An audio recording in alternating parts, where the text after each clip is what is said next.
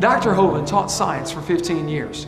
Then he got his PhD in education. He's always had a love for teaching. But one thing that he's discovered is that in many of the science textbooks across America today, there are some fallacies, some false information being presented. Why is this information in the science textbooks? What are they trying to prove? Hi, my name is Eric, and in this seminar called Lies in the Textbooks, you're going to find out some of those lies that are being presented and what you can do about it.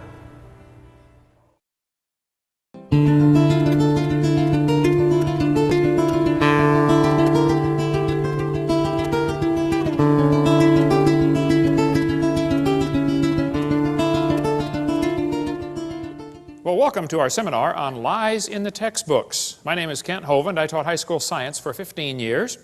And now for, well, since 1989, I've been doing seminars on creation, evolution, and dinosaurs. And our goal is to strengthen your faith in God's Word. Now, this is not my wife. That's just a picture of her. We live in Pensacola, Florida. Been there 16 years, have 3 children, 1 of each. And I got them all married and the dog died. Praise God, so I'm home free. And as we mentioned earlier, we have 4 grandkids so far, and that's God's reward for not killing your own kids when you thought about it. So we got a whole tribe, and they all live right around me and all work in our ministry. It's a real blessing to all have them right there. God's given us an amazing staff of people at Creation Science Evangelism. Our purpose is to get people saved. Okay? We like science at our place. We have Dinosaur Adventureland. We have a science center, a theme park, and a museum, all kinds of cool science stuff. Some people try to say, well, you Christians are against science. No, no, no, I like science. I'm against evolution because it's not part of science. Evolution's a lie, okay? There's no scientific evidence to back up evolution. We'll get into that in just a minute. The Bible says in the 10 Commandments, thou shalt not bear false witness. Don't lie. Proverbs says, a false witness shall not be unpunished. He that speaketh lies shall not escape. God hates liars. The Bible says they delight in lies. Okay? These 6 things doth the Lord hate. Yea, 7 are an abomination unto him. A lying tongue, then a couple of verses later, a false witness that speaketh lies. Out of the 7 things God hates, 2 of them are liars. He must really hate them. He lists them in there twice, okay? Jesus said, you have your father the devil, and the lusts of your father you will do. He was a murderer from the beginning and abode not in the truth, because there is no truth in him. When he speaketh a lie, he speaketh of his own, for he's a liar and the father of it. Now, I like science, and I collect public school textbooks. I have hundreds of them from many, many countries, from clear back from 1880, I believe, to 2005, textbooks. I'm not against science. We happen to really like the subject. We have all kinds of cool science displays at our museum and our science center, and you can come down and visit Dinosaur Adventureland and see for yourself. I am, however, against lying to kids. Now, in the first 3 videos, we talked about how students are being lied to about the Big Bang. It didn't happen. They're being lied to about the age of the earth. It is not billions of years old. They're being lied to about the cavemen. There's never been a caveman, unless you mean Osama bin Laden. Okay? They're being lied to about the dinosaurs. They did not live millions of years ago. Now, here we're going to cover about 30 more lies in the textbooks. There are hundreds we could go through. We're going to try to hit the highlights, and this could go for days just covering lies in our textbooks. I'm going to hit some of the big ones, leave some of the little ones go for another time when we have more time. Now, I am not trying to get evolution out of the public schools. I'm not. I think any theory should be allowed to be taught if you don't have to lie to support your theory with false evidence, okay? I am not trying to get creation into the schools. And I think Christians that work on either one of those are wasting their time. And many people have wasted hundreds of thousands of dollars trying to accomplish those 2 goals. It's futile. It's not going to happen. I am, however, trying to get lies out of the textbooks. I think we'll find if we take the lies out of the books, there's nothing left to support evolution. Well, that's their problem. They shouldn't have picked such a dumb theory to begin with, okay? It's not my fault, okay? Now, I'm not against teachers. My mother was a godly woman, led my dad to the Lord on their first date. She retired from teaching public school years ago. Been in heaven now for about 7 years. My brother led me to the Lord. He just retired last year from teaching public school after 34 years. There are many good godly teachers in the system. There are many good godly principals, many good godly school board members. I'm not against schools. I'm not against school boards. I'm not against teachers. I'm not against textbooks. I'm against lies. Okay, let's just keep it in perspective. Is there anybody here that thinks teachers or textbooks should be allowed to deliberately lie to students for any reason? And I mean deliberately. They might be lying and not know they're lying, okay, but if they're deliberately lying, that shouldn't be allowed, should it? Okay? Wisconsin has a law that requires textbooks to be accurate. So does Alabama. Textbooks shall be adequate and current, up to date. Okay? The latest information. Texas has a law that says instructional material shall be factual. Go Texas. Okay? Florida has a law that requires accuracy of instructional materials, and the commissioner is responsible to remove books that are not accurate. Well, commissioner, do your job. Okay? Watch this video and remove the books that are not accurate. It's so simple. It's so simple. Okay? California says textbooks shall be factually accurate and reflect current and confirmed research. Okay? Minnesota says a teacher shall not deliberately suppress or distort subject matter. Yeah, sure, hey there, fella, you betcha. The problem is, none of those states enforce their own laws. I don't know if Tennessee here has a law that requires textbook accuracy. They ought to if they don't have one. If you don't have one, pass one. This is a textbook from about 100 years ago. It says, God created the heavens and the earth in 6 days. Prayer is a duty, but it's vain to pray without a sincere desire of heart. God governs the world in infinite wisdom. You believe that's a public school textbook? Well, here's one today. Evolution is fact, not theory. Birds arose from non-birds and humans from non-humans. No person who pretends to any understanding of the natural world can deny these facts. Wow, something's changed. Actually, I was at Chickasaw, Oklahoma a couple of weeks ago. It was supposed to be a debate, but none of the professors would debate me. So they scheduled an evolution seminar 2 days after I was gone. They let me come speak on creation. The student group got me in there. Here's a poster they put up right next to my poster. The poster was inviting people to come to the evolution seminar. Interested in evolution? Well, come on down. Evolution lecture with Dr. Mather and Dr. Ray. It says, hear both sides of the issue. Well, we invited them to debate. They could have heard both sides altogether. Here the kids get 9 months of evolution teaching. I come in for 2 hours and they panic. And then they got to say, here, both sides. Both sides. You're not going to present both sides. You're going to present one side, the evolution side, which is what they already got for 9 months. They don't want to hear it. I think they said 20 people turned up, 15 of them are from the Baptist Student Union, just to see what the teachers would say. Okay? They hear both sides. Their own textbook, there in Chickasaw, Oklahoma, has 1/4 of the book, one entire unit devoted only to evolution teaching. Nothing about creation. Evolution's a dying religion surviving only on tax dollars. It's dead. This textbook has over 100 pages where evolution is talked about. There's not one single mention of creation. So don't tell me they want to hear both sides. They don't, okay? They want to present one view only. It's called indoctrination, not education. Now this is a chart showing how the atheists feel that the different states are doing with the teaching of evolution. They think you folks in Tennessee are doing a lousy job of teaching evolution to your kids. Go Tennessee, all right. Okay. They think the folks right over here in North Carolina are doing a good job of teaching evolution. Well, North Carolina folks, get on the ball. Turn your state red by the next time they do this survey, okay? Now, is there anybody here that thinks teachers or textbooks should be allowed to use outdated or false information just to get students to believe a theory? Would that be a good idea? No, okay? Anybody here that thinks teachers that deliberately lie should be fired? Okay? Is there anybody here that thinks textbooks with lies should be banned or the lies torn out of the book? Think that'd be fair? All right. Well, buckle up, hang on, let's go. It's always amazed me how two people can look at the same thing and come to opposite conclusions of what they are looking at. You know, two people can look at Grand Canyon. One of them believes in evolution. He looks at the canyon and says, wow, look what the Colorado River did for millions and millions of years. The Bible-believing Christian stands there, looks at the same canyon, and says, wow, look what the flood did in about 30 minutes. Now, how was that canyon formed, huh? Textbook says over millions of years, the Colorado River carved the Grand Canyon from solid rock. Oh, now, hold on a second, okay? It's a fact the Grand Canyon exists. I've been there a bunch of times, studied. I taught earth science for 15 years. I love studying Grand Canyon. There are two interpretations of how it got there. The evolutionists will say it formed slowly with a little bit of water and lots of time, like, you know, billions of years. The creationists will say, no, it formed quickly by lots of water and a little bit of time, like a big flood in the days of Noah. And the guys who believe in evolution are always trying to erase the line between their interpretation and try to include it as if it is part of the fact. No, it's just your interpretation, guys, okay? This textbook says, the Colorado River has cut through layer upon layer of rock over millions of years. Well, now hold on a minute. This textbook says, the Colorado River cut through 2,000 meters of rock, exposing sediment layers like huge pages in the book of life. Scan the canyon wall from rim to floor and you look back through hundreds of millions of years. I don't think so. I was in a debate one time and this atheist said, Hovind, you're so stupid. Don't you know it took millions of years to carve the Grand Canyon? I said, well, sir, there's a couple things you ought to learn about Grand Canyon.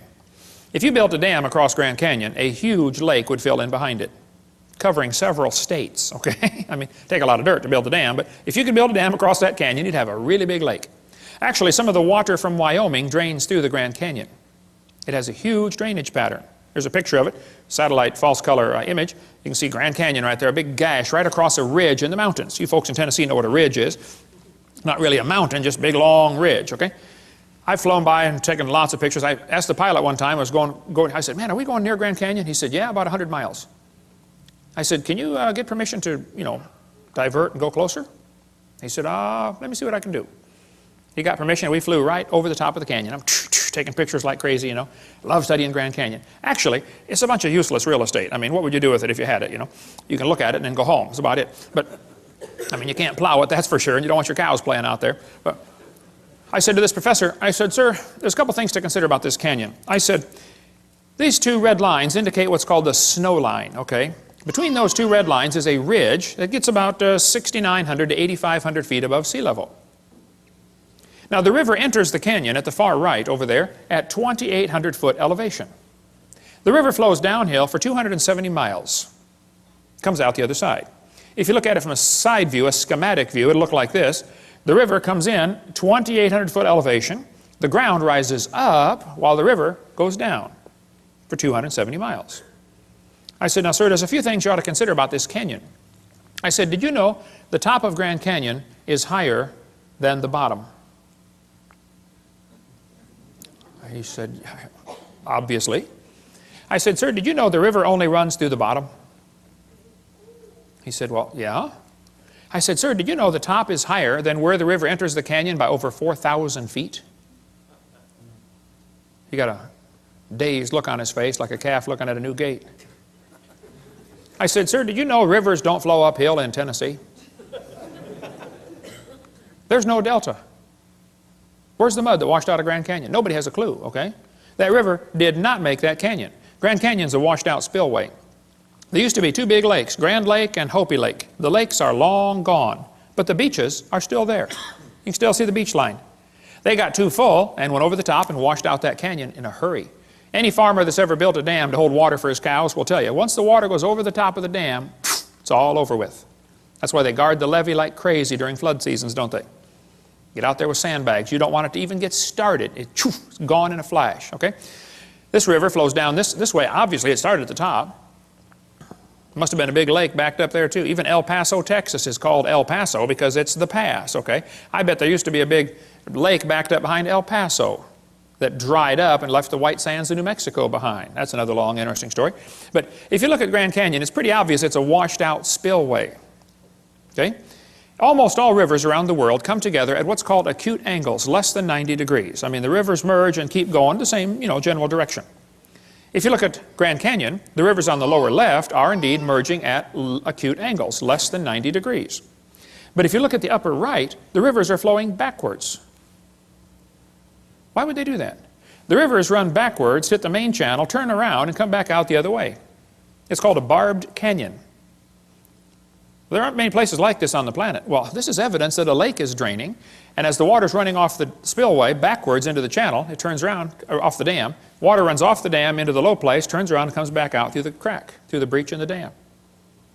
Grand Canyon was not made by the Colorado River over millions of years. That is one of the lies you kids are going to face in your textbook. It's just not geophysically possible for that to happen.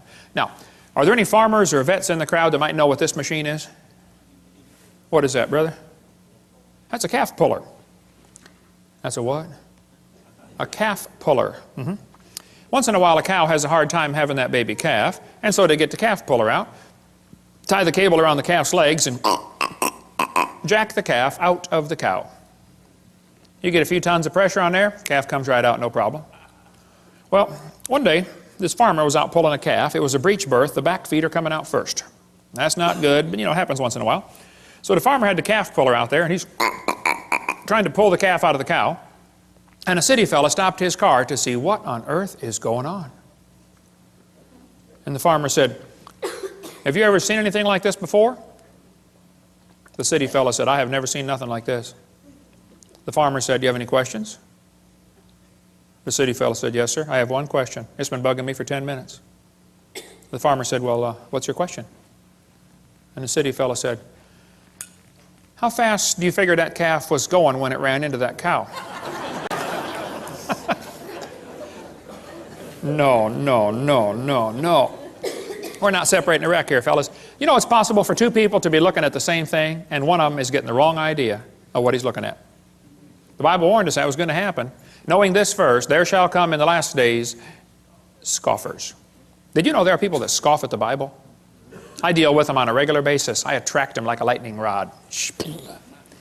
They scoff, it says, because of their lust. There's no scientific reason for them to reject the Bible. They just don't like that book because it chaps their hide.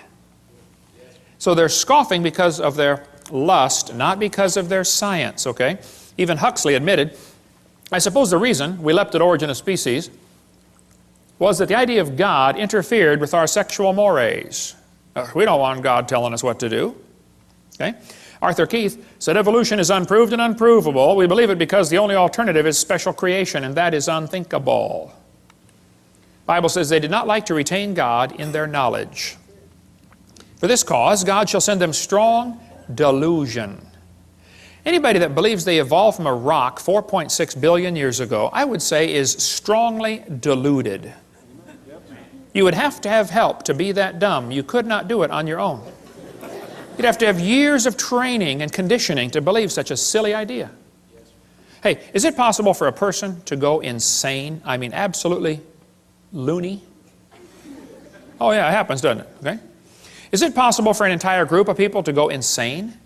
Can you imagine over 900 people drinking poison Kool-Aid and killing themselves? A whole group went insane. Is it possible for an entire nation to go insane? You know, like millions and millions of people go just plain old nuts? Oh, it's happened, folks. Hey, is it possible for the entire world to go insane? Well, the Bible says the great dragon was cast out, that old serpent called the devil and Satan, which deceiveth the whole world. I think we're living in a time when just about the whole world has gone nuts. They believe they come from a rock 4.6 billion years ago. How dumb can you get? 2 Peter goes on to say, where is the promise of his coming? That's what the scoffers are going to say. For since the fathers fell asleep, all things continue as they were from the beginning of the creation. That's an important phrase. The scoffers are going to say, the way things are happening now is the way they've always been happening. Long, slow, gradual processes. The Bible says the scoffers are willingly ignorant. Willingly ignorant. In the Greek, that means dumb on purpose.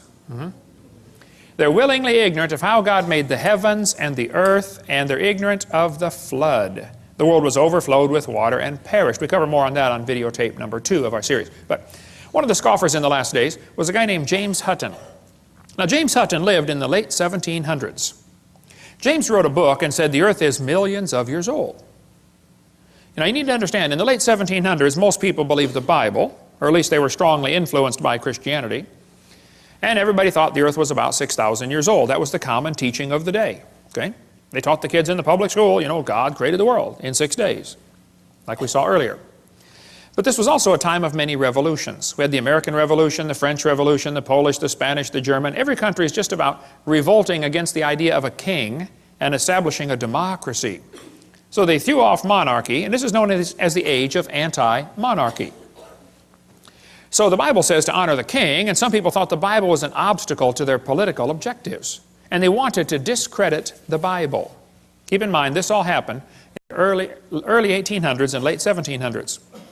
So back when everybody thought the earth was a few thousand years old, James Hutton came along and said, oh no, it's lots older than that. And it got here by uniformitarianism. Ooh, kids, big word, bold print. That'll be on the test. They always are, okay? Uniformitarianism means the present is the key to the past. No, James, I think the Bible's the only perfect key to the past.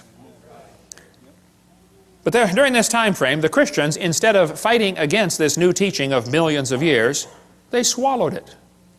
The Christians accepted the idea of a gap theory or day-age theory or progressive creation. They just accepted millions of years right into the Bible when it's obvious to anybody with half a brain and one eye reading the Bible that it does not teach the earth is millions of years old.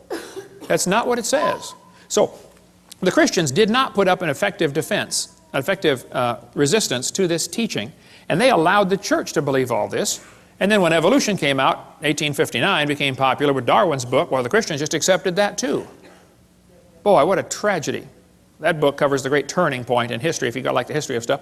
Well, James Hutton's book that he wrote had a real strong influence on a young lawyer from Scotland named Charles Lyell. Charles Lyell, the lawyer, hated the Bible. Somebody calculated one time that if all the lawyers in the world were laid end to end around the equator, we would all be better off. Charles Lyell, in 1830, wrote this book right here, Principles of Geology. I've got it here on the table. You can come take a look at it. It's all marked up. In this book, you can see his hatred for the Bible kind of ooze off every page. He kept calling it ancient doctrines. He said, oh, you have a scriptural authority. He was mocking them, okay? He called it a religious prejudice. He said, men of superior talent, he's talking about himself, who thought for themselves and were not blinded by authority, he used every opportunity he could find to mock the Scriptures. And kids, you won't have to go to college very far before you're going to run into a professor that has this mocking attitude toward God's Word. How many of you had one when you went through school?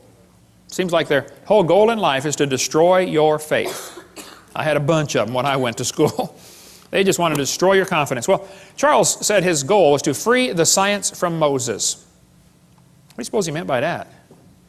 Well, before Charles Lyell wrote his book, everybody looked at the geology, looked at Grand Canyon and said, wow, look what the flood did. He didn't like people interpreting Earth's history in light of the Bible. He wanted them to interpret Earth's history in terms of millions of years. Lyell is the primary guy responsible for inventing what today is known as the geologic column. How many have ever heard of the geologic column before? They divided the Earth up into layers and gave them names, you know. Cenozoic, Mesozoic, Paleozoic, Archaeozoic, all that kind of stuff. Maybe you saw the movie Jurassic Park, named after the Jurassic layer, okay? Each layer of rock was given a name and an age and an index fossil. Now keep in mind, all this was done in 1830 before there ever was a carbon dating, potassium-argon dating, rubidium-strontium dating, lead-208, lead-206, uranium-235, uranium-238. None of those had even been thought of. So they didn't determine these great ages by any radiometric decay method. They just picked the numbers out of the clear blue sky. It's a fact the Earth has many layers of sedimentary rock. That is just a fact. You can see them all over Tennessee here. How'd they get there? Well, there are two interpretations. One group says the layers formed slowly over millions of years. The other group says, no, these layers are all from the flood in the days of Noah. And again, they're always trying to erase that line between the two and make their interpretation become part of the fact. And it's just not, okay? It's just their interpretation, that's all. The geologic column is actually the Bible for the evolutionist. The only place you'll ever find it is in the textbooks. It doesn't exist. This guy admits it. He said, if there were a column of sediments, unfortunately no such column exists. Did you know there is no geologic column? If there was, it'd be 100 miles thick. It doesn't exist. It's one of the lies in the textbooks. And actually, all of evolution is based on this lie right here. This is one of the most serious ones, in my opinion. It's true the Earth has layers. That's not the question. Okay? How did they get there, though? I mean, if that layer sat there for 10 million years waiting for the next one, don't you think it's going to rain once in a while in 10 million years? Why are there no erosion marks between the layers? Why are they stacked on top of each other just like a stack of pancakes? And by the way, why are there no soil layers between the rock layers? I mean, soil builds up on top of rock. Don't you think there'd be some soil built up once in a while? Look, if you get a jar of dirt and rocks and gravel and sand and mud and shake it up and set it down, it settles into layers for you in a few minutes. It doesn't take long. How many seen those things you buy at the mall with 2 pieces of glass and different colored sand in between? You know, you flip it over and it makes all kinds of layers just in a few seconds. It doesn't take long. I was preaching years ago in Union Center, South Dakota. Now, Union Center is right there. It's not even on the map.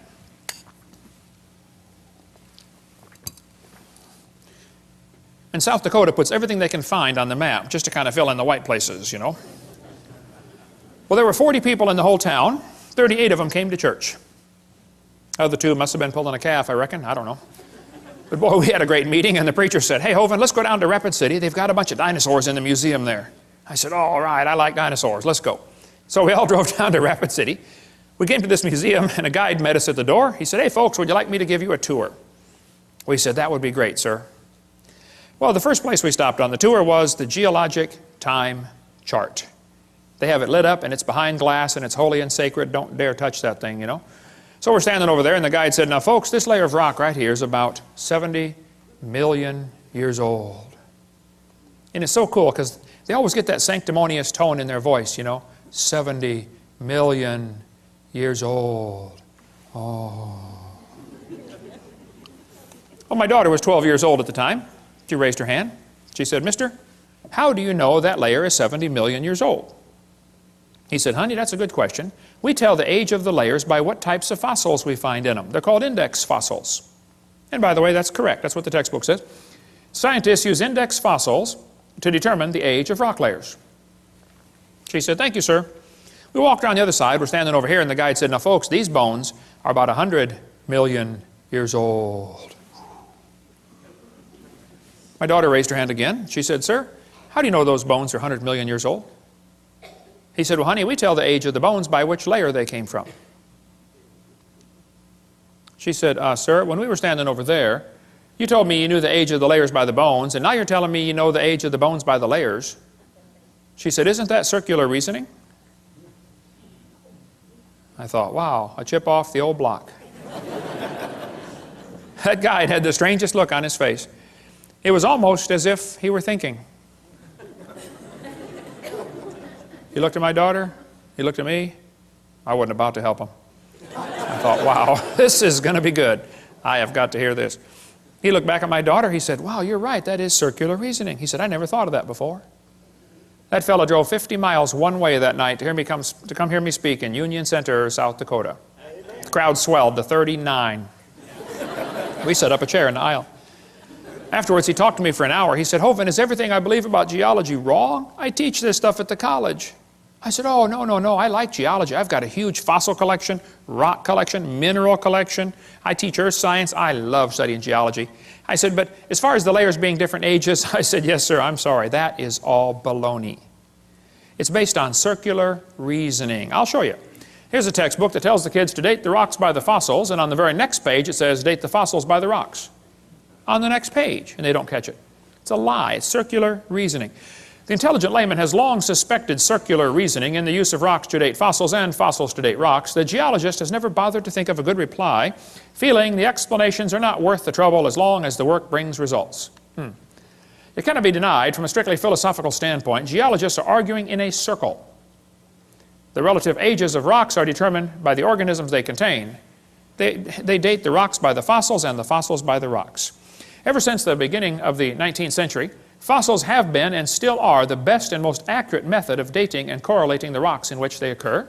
Apart from very modern examples, which really are archaeology, I can think of no cases of radioactive decay being used to date fossils. They don't date fossils by potassium-argon dating or carbon dating. That's not how they do it. Radiometric dating would not even be possible if the geologic column had not been erected first. There's no way simply to look at a fossil and say how old it is unless you know the age of the rocks it comes from.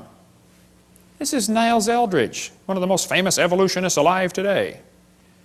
He said, and this poses something of a problem. Yeah, something poses a big problem, Niles. If we date the rocks by the fossils, how can we then turn around and talk about patterns of evolutionary change through time in the fossil record? Circular reasoning. This guy said the rocks do date the fossils, but the fossils date the rocks more accurately. I think the cheese done fell out of his sandwich. That's what I think. Okay, he's a few fries short of a Happy Meal. It's based on circular reasoning. Okay, This guy said the charge of circular reasoning can be handled several ways. It can be ignored as not the proper concern of the public. It can be denied by calling down the law of evolution. It can be admitted as a common practice or avoided by pragmatic reasoning. But it is all based on circular reasoning. Actually, at the Scopes monkey trial, 1925, over here in Dayton, Tennessee. How far is Dayton from here, Steve? About 100 miles, okay. This is what they were going to use as evidence for evolution. The lowest layers are obviously the oldest. Page 275 of the court transcript. No, the oldest layers are not obviously the oldest.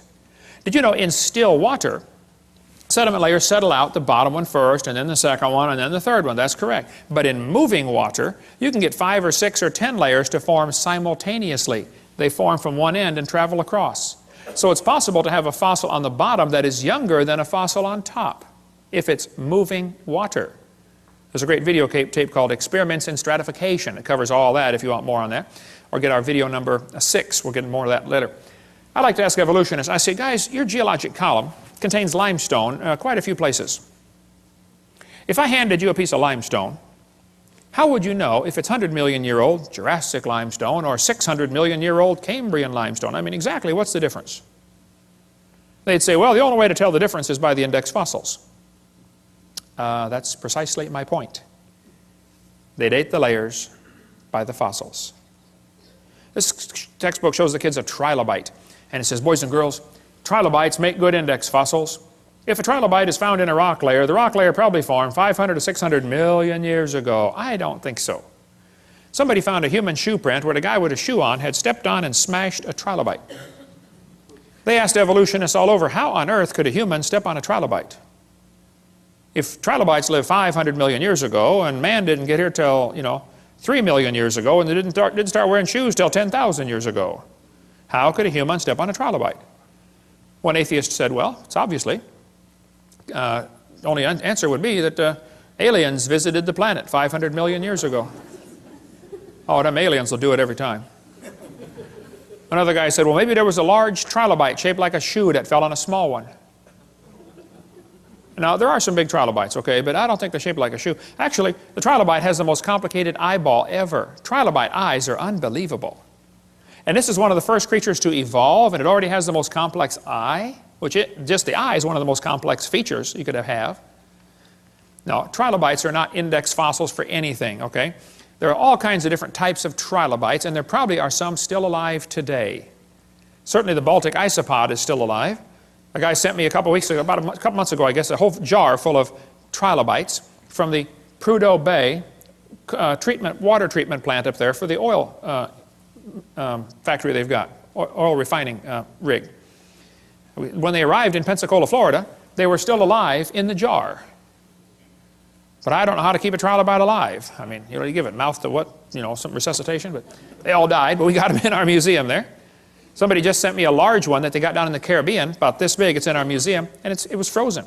They said, yeah, I pulled it off the rock myself down in the Caribbean, still alive. They call it some kind of roach.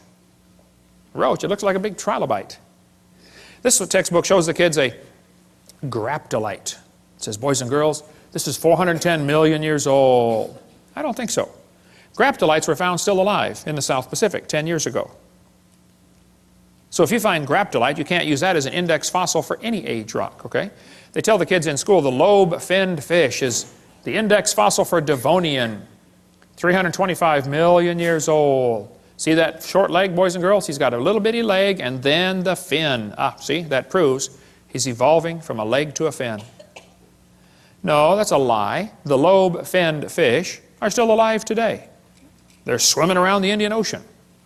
And when they caught the first one in 1938, the scientists looked at it and said, wow, would you look at that?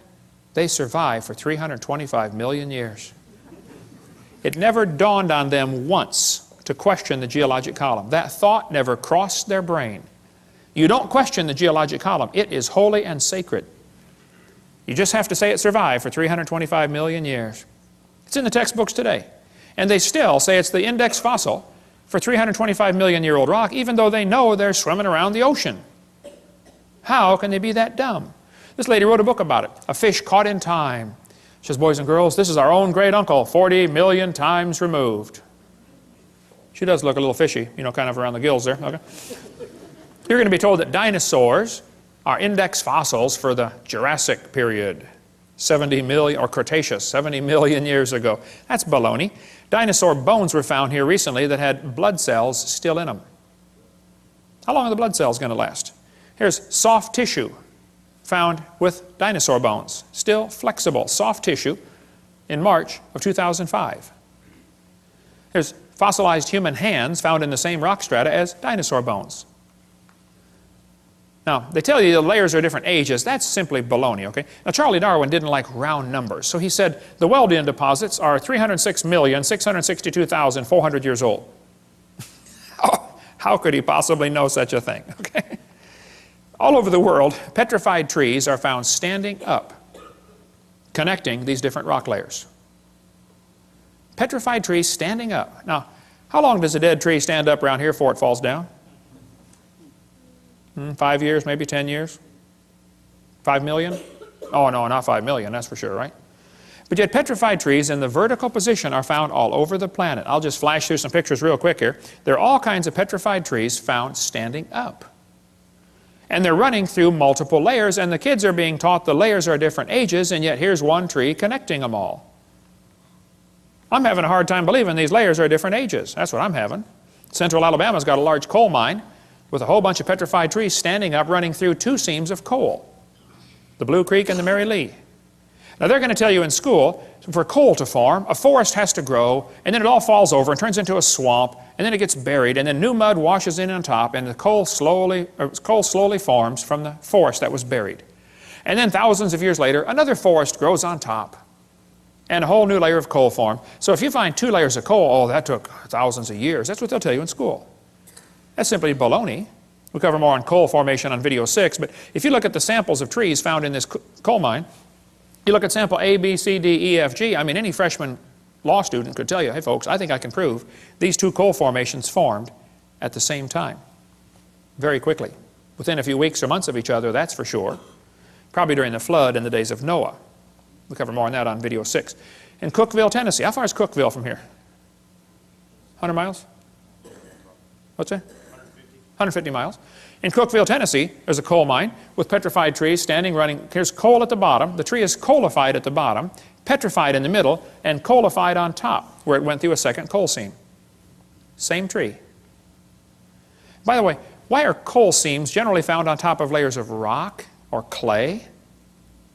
Wouldn't be a pretty poor place to grow a forest? Ought to be on top of soil, don't you think? Yeah. Polystrate fossils are found all over the world. In Joggins, Nova Scotia, there are dozens of petrified trees standing up, connecting different rock layers. Scientists go up there and look at them and just say, wow, that's curious. No, it's more than curious. It's devastating to your teaching that the layers are different ages. There's a brochure you can get from our bookstore. It's $2. It's got 30-some color pictures of petrified trees in the vertical position. Occasionally, the petrified trees are found upside down, running through many rock layers. Now we really got a problem. I've thought about this till my brain hurts.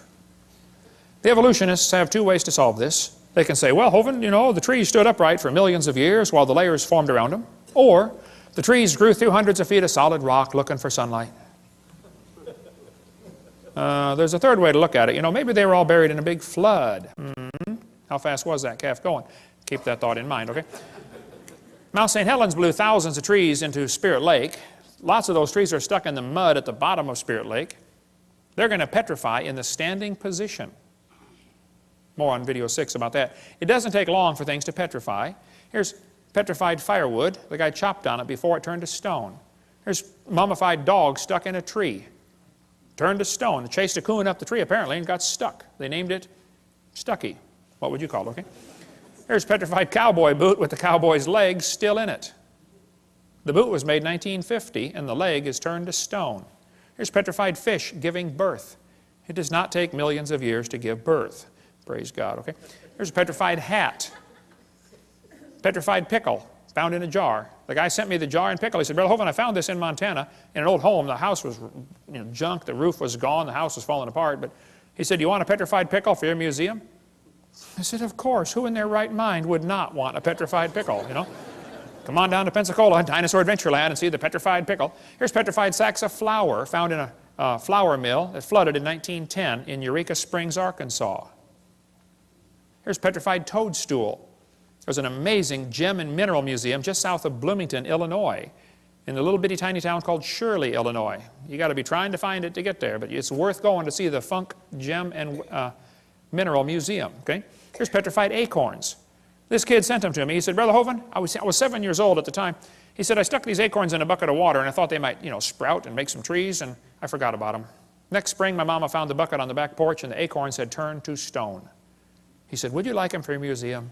I said, of course. Come on down and see the petrified acorns. More on petrification on video number 6. So kids, when they tell you the layers are different ages, you tell them Kent Hovind said they're confused or they're lying. It is not correct. Those layers all formed, nearly all of them, at the time of Noah's flood. 80 to 85% of Earth's surface does not even have 3 geologic periods appearing in correct consecutive order.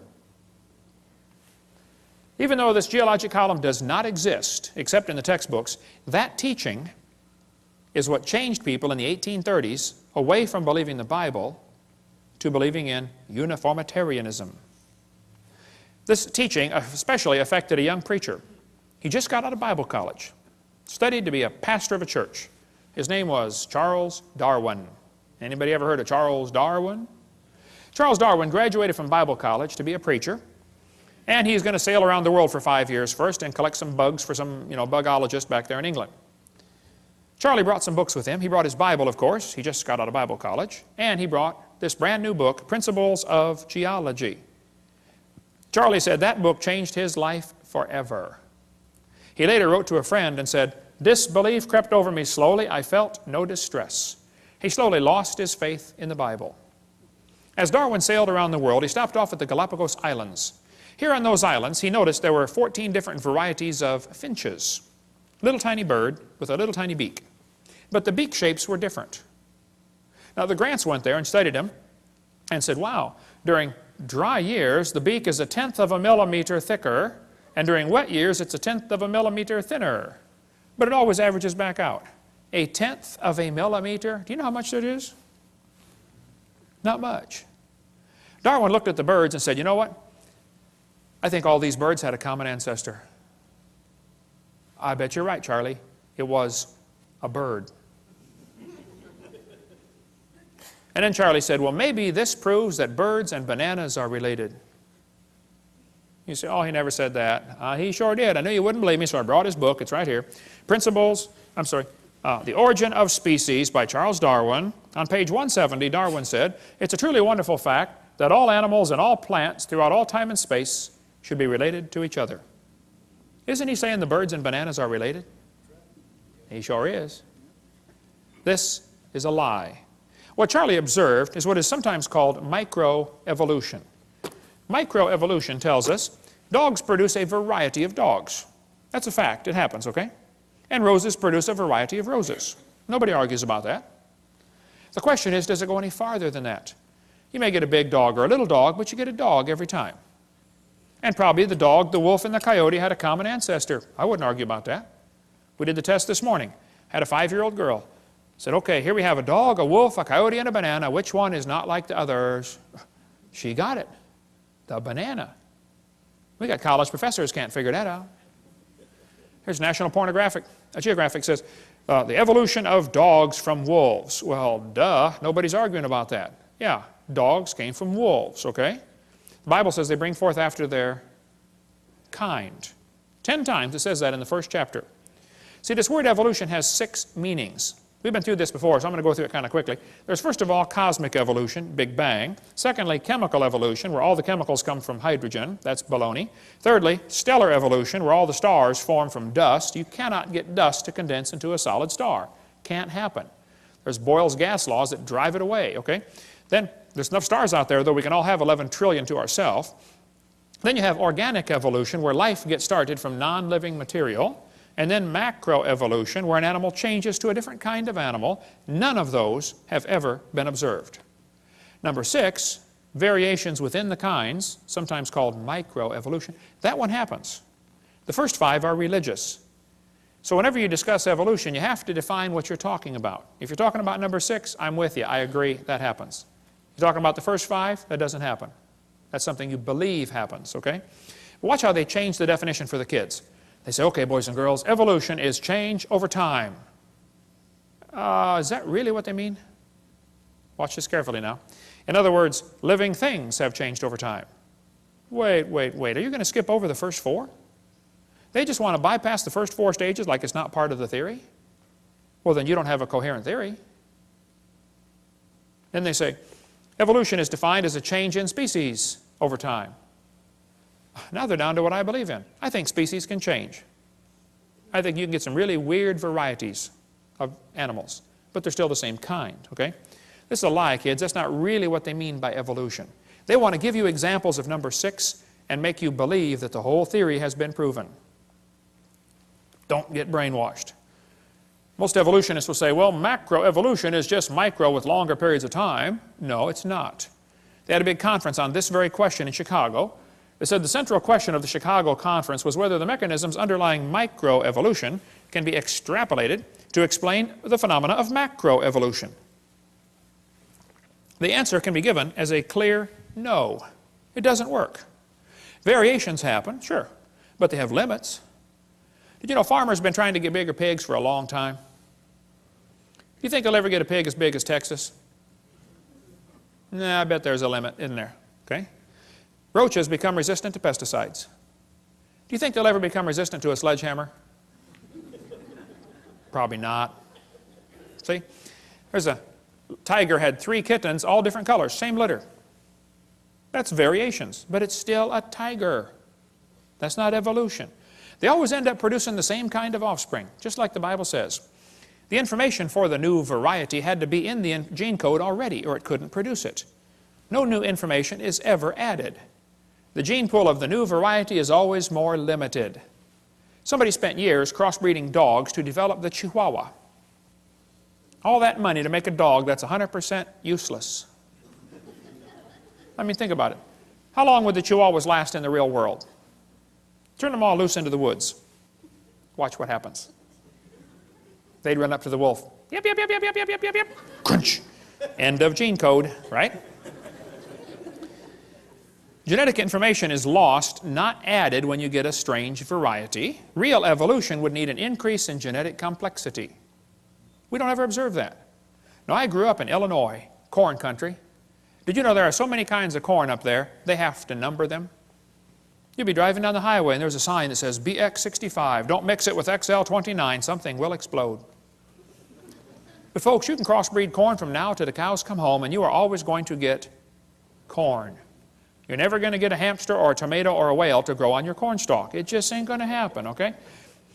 There's a whole variety of dogs in the world, and they might have had a common ancestor.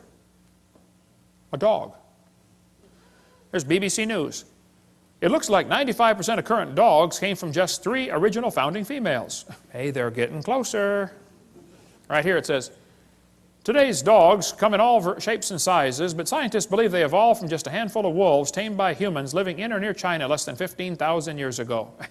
They're getting closer. Man, if they keep studying their Bible, keep studying the science, they're going to be an independent Baptist when they're done. You get done climbing the mountain of truth, that's where you end up, you know. Okay? This Irish textbook calls them divergent evolution.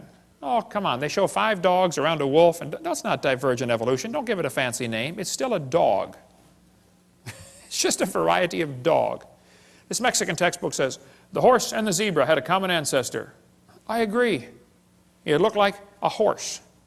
You know, 4-wheel drive, genuine leather upholstery, all the standard horse equipment, okay? They got little tiny horses today. We had the world's smallest horse come visit our dinosaur adventure land. Talk about useless.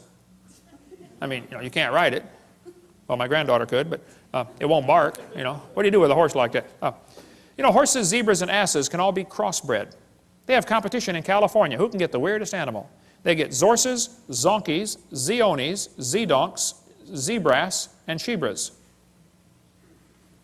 Here's a zebra who forgot to put his PJs on. Here's a herd of zebroids running around. You know, in the last 100 years, the Kentucky Derby's gone from an average winning speed of 127 seconds down to 123 seconds. Now, even in the old days, they had some pretty low times turned in, okay? Question, how much money would you guess has been spent on selective breeding trying to get the fastest horse for the Kentucky Derby? Millions and millions of dollars. They do the same thing right around here, don't they? Spend lots of money for a Tennessee Walker. What's the most expensive Tennessee walking horse you've ever heard of? $1 million for one horse? $3 million for one horse. That's how much per pound? Man, I was in Italy, we ate horse over there. It's good too. Tastes like chicken, you know. Now, I don't know if they've got to the absolute limit of horse speed or not. I don't know. But I suspect they're getting kind of close, okay? If you really want to win the Kentucky Derby, why don't you breed wings on your horse and fly around the track in 12 seconds? The whole point is, sure, you get varieties, but they're limited. There's a bunch of different kinds of cows in the world, and they might have had a common ancestor. A cow. This magazine's where you order chickens. All right, boys and girls, should we order, you know, cinnamon queens, red rocks, white rocks, cherry eggers, or brown leghorns? But look what the magazine says. Jungle fowl are the original bird from which all varieties and strains of domesticated chickens are derived. Did you know all the chickens had a common ancestor? Anybody want to guess what it was? Chicken. You got it. There are 8 kinds of bears in the world, and they might have had a common ancestor. A bear. You know, broccoli, cabbage, cauliflower, and Brussels sprouts all have a common ancestor called a plant. In California, they've got huge fields where they graft English walnut trees onto black walnut stumps. They do it because the black walnut stump, the root system is tough and can handle the weather over there. But the black walnut doesn't taste as good, it doesn't sell for as much money, and it's tougher to crack. English walnuts taste better, they sell for more money, and they're easier to crack, but the root system rots. So they cut them off and stick them together. They do it all over there. Well, they can do it because they're both a walnut. See, you could never graft an English walnut tree onto the back of a turtle. That won't work, see? The sugar beets were used for years. When sugar got expensive, they wanted to get sugar out of beets. So they tried to do selective breeding to increase the sugar content in sugar beets. They raised it from 6% to 17%, but could not. They ran into a brick wall. Hey, can't go past 17. And the further they got away from the normal wild sugar beet, the more problems they started having. Now you got to babysit the field and spray pesticides and bugicides and everything else on it, okay? Because its disease resistance goes down. People say, don't bacteria become resistant to drugs? Well, that's because they lose information, not gain it. I'll show you. Dr. Spettner points out, this is based on a misunderstanding, for the mutations that cause antibiotic resistance still involve information loss. For example, to destroy a bacterium, the antibiotic streptomycin attaches to part of a bacterial cell called ribosomes. Mutations sometimes cause a structural deformity in ribosomes. Since the antibiotic cannot connect with the misshapen ribosome, the bacterium is resistant. Even though this mutation turns out to be beneficial for the moment, it still constitutes a loss of information, not a gain. No evolution has taken place. The bacteria are not stronger. In fact, under normal conditions with no antibiotic present, they are weaker than their non-mutated cousins. I'll give you an example. Suppose somebody's coming through town and they're handcuffing everybody, taking them off to jail, and then they're going to kill them. But you don't have any arms, so they can't handcuff you. Is that a beneficial mutation to not have arms? Well, yeah, for the moment, okay. But in long term, it's not beneficial, okay? And so all the examples they ever point to are bacteria becoming resistant to drugs. That's a loss of information, not a gain. The Bible is correct. They bring forth after their kind. James Hutton wrote a book in 1795, and people began to doubt the earth was 6,000 years old. Charlie Lyell wrote a book in 1830, and people began to doubt the flood, and Charlie Darwin's book made people doubt the Creator. And by the mid-1800s, people were wondering, wow, if God didn't do it, how did we get here? Who's in charge of the world? That led directly to the rise of communism, Marxism, socialism, Nazism. We'll cover that on Seminar Part 5. Politically incorrect, the dangers of this evolution theory. Now, Darwin didn't originate the evolution theory. It was around before him. He just simply made it popular, okay? But Timothy was warned by Paul here in 1 Timothy 6. You be careful about avoiding profane and vain babblings and oppositions of science falsely so called.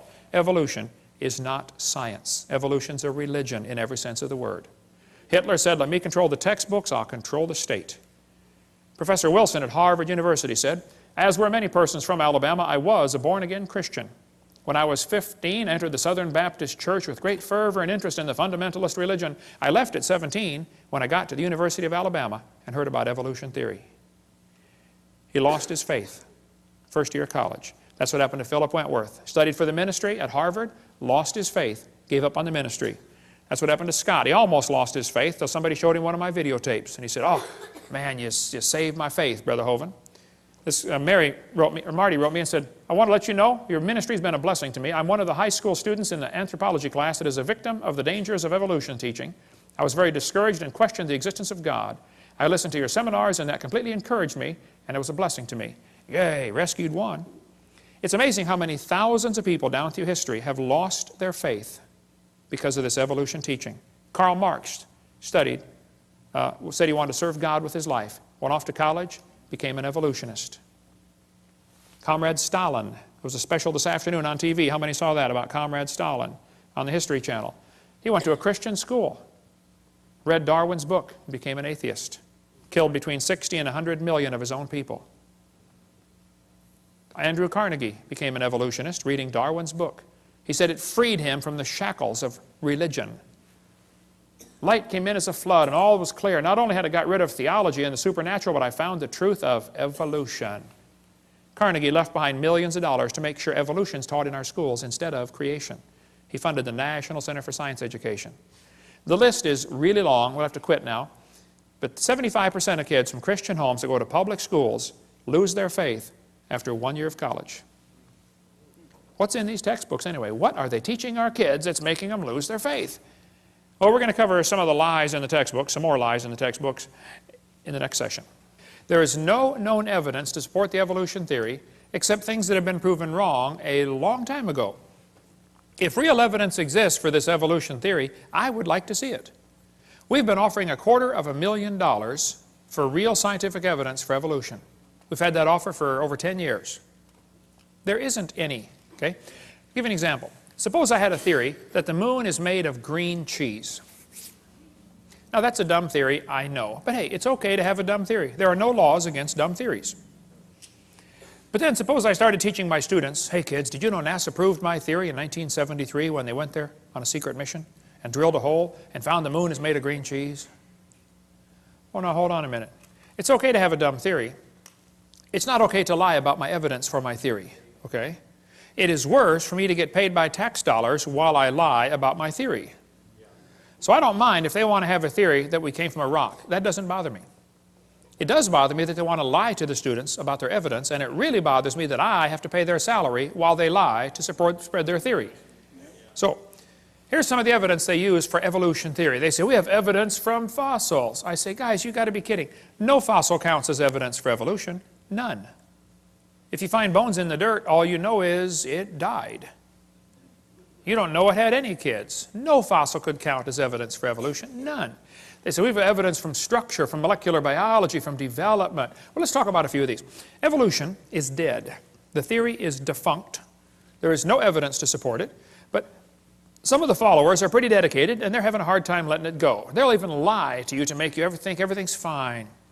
They say, "Wow, look at that evolution theory. It's perfectly fine. There's no challenge to evolution. Look, he never looked better. Pulse and heart rate look good." No, I'm sorry. He's a goner, okay? Don't be the last one off the boat. It is sinking. Evolution is based on two faulty assumptions. Number one, they say mutations make something new. That's never been observed. Number two, natural selection makes it survive and take over the population. Evolution is actually a religion of death. In order for evolution to work, one animal evolves a little better than the rest. What must happen to the rest of them to make this thing work? They got to die. Or else the new improved gene is swamped back into the gene code. The question is so simple and profound. Did man bring death into the world like the Bible says? Or did death bring man into the world like evolution says? Somebody is wrong. Textbook says there are mutations, and they are the original source of variation in populations. I agree, mutations happen, no question. But mutations do not produce any evolution. Mutations are scrambling up existing genetic code. They're not making anything new. Here's a 5-legged bull. That's a mutant. There's no new information added. He already had the information on how to make a leg. It just made one in the wrong place, that's all. It's not new information, it is scrambled information. Here's a short-legged sheep. Again, no new information. And by the way, that's not beneficial. He's the first one the wolf is going to catch. Right? Go, boys, go. Here comes the wolf. Brrr. Oh, Herman didn't make it. There's a two-headed lamb. That's a mutant. It's not beneficial. Two-headed turtle. That's a mutant. Not ninja, but it's mutant. Okay. Now, he's going to freeze first winter because nobody makes a double-neck turtleneck sweater. He's just not going to make it. Now, scrambling up the letters of the word Christmas will get you all sorts of different words. But it will never get you Xerox, zebra, or queen. The letters aren't available. This textbook shows the kids a four-wing fly, which, by the way, cannot fly. And it says, boys and girls, normal fruit flies have 2 wings. This mutant has 4. This rare mutation, like most mutations, is harmful. Then it says, beneficial mutations are the raw material for natural selection. Now, hold on a minute. Why don't they show us an example of a beneficial mutation? Why did they tell us about the good ones and not show us a picture of a good one? You know why they didn't show a picture of a good mutation? Because nobody's ever seen one. There's never been one beneficial mutation. I said that in a debate one time, and this atheist said, Hovind, you're lying. He said, I can name a beneficial mutation right now. He said, people in Africa that get sickle cell anemia are less likely to get malaria. I said, that's brilliant, sir. That's like saying if you cut off your legs, you can't get athlete's foot. They're both negative, okay? Then they say evolution and natural selection go together. This one says natural selection causes evolution. That's a lie. Natural selection selects. It doesn't create anything. Natural selection is not a creative force, okay? Natural selection may be a stabilizing force, but it is not a creative force. Anybody with half a brain can figure that out. Natural selection cannot create any properties. It can only select.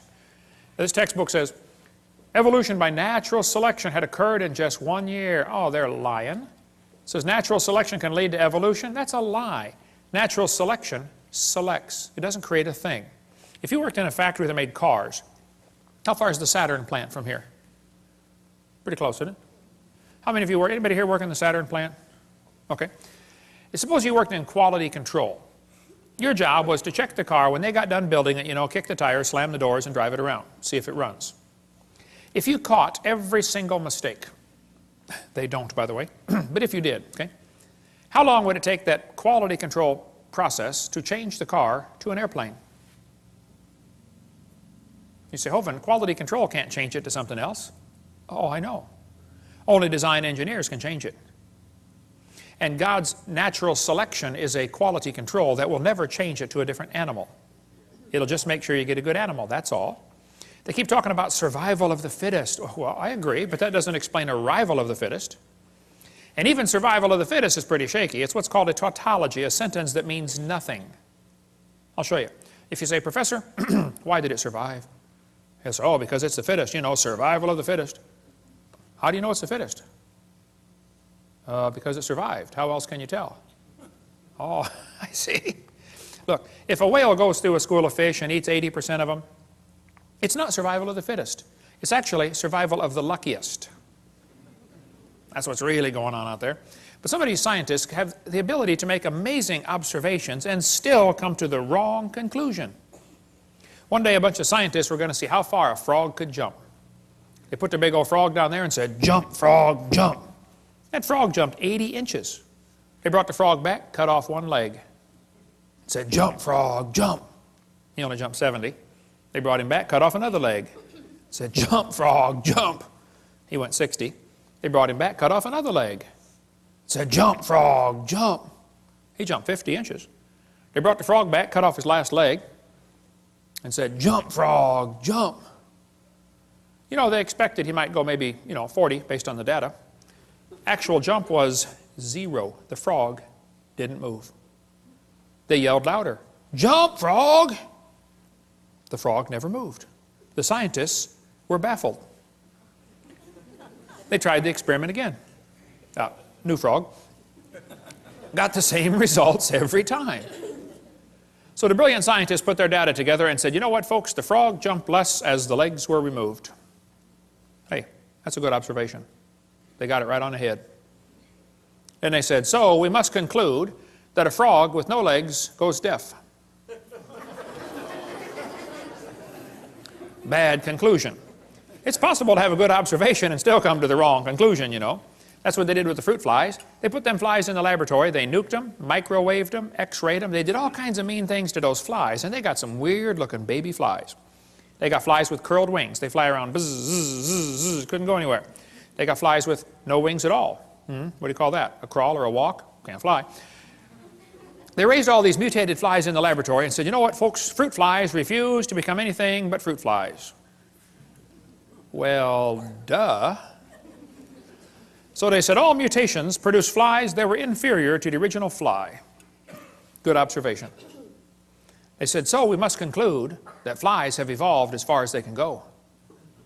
Oh, bad conclusion, you know. Maybe you could conclude that God made them right to begin with, and all you're doing is messing them up in your laboratory. They were doing fine till you guys got a hold of them. Yeah. And they say evolution's as fit as ever. Yep, fruit flies in the north have wings 4% larger than flies in the south. Well, that proves something to somebody somewhere, I'm sure. But it's still a fly, okay? Then they tell the kids, the peppered moth is proof for evolution. They counted the moths on the trees and found it was 95% light colored and 5% black. Then they burned coal in the factories and the trees turned black. And they counted the moths again. It was only 5% light and 95% black. The problem is the entire story is a lie. They glued dead moths to the tree to take that picture for your kid's textbook. It's right here. Where's this book used at, brother? It's not used anymore. Peppered moth. It's still in the new books, though. Evidence for evolution. Those are dead moths glued on a tree because after 40 years of watching, they found a grand total of 2 moths on the trees. 2 out of, let's see, what's 95% of 2? Wow. I have to do some figuring on that one. They still keep it in the textbooks, though, as evidence for evolution. What's the Tulsa Zoo doing having a peppered moth display? I mean, this is a zoo, for heaven's sake. Why do they push evolution in a zoo? Get the book Icons of Evolution if you want a whole lot more on the history of this peppered moth idea. But they tell the kids, we're going to learn to think critically. Boys and girls, do you think humans are still evolving? What kind of question is that?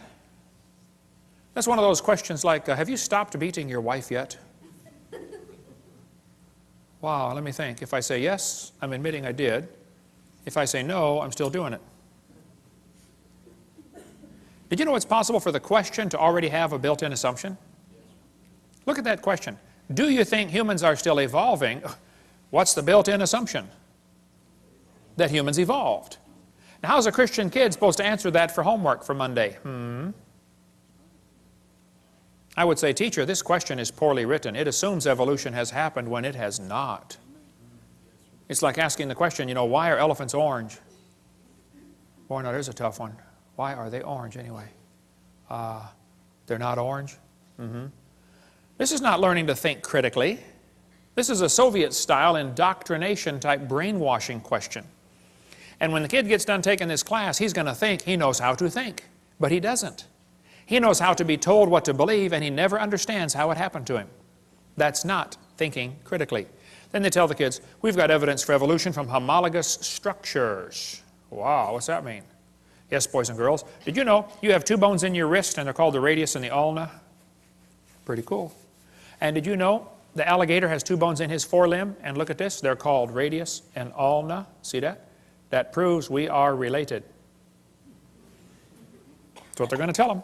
Homologous structures provide evidence that these animals evolved from a common ancestor. It's found in just about every textbook. You got it in these other ones up here, I'm sure, don't you, Steve? Homologous structures as evidence for evolution. They descended from a common ancestor, textbook says. Think critically. The bones are the same, boys and girls. See, that proves we're related. Evolved from a forelimb of a common ancestor.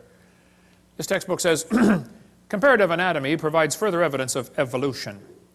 The commonalities suggest that these and other vertebrate animals are all related. They probably evolved from a common ancestor. This is a lie. They probably have a common designer. You know, the different bones in different animals come from different genes on the chromosomes. They're not homologous to begin with, okay? And even if they were, that still wouldn't prove common ancestor. Proves a common designer. The same designer made them all. Did you know the lug nuts from a Pontiac will fit on a Chevy? You can go out in the parking lot and try it. They will. That proves they both evolved from Honda 14 million years ago. No, it's true many animals have a similar four-limb structure. That's a good observation. I agree.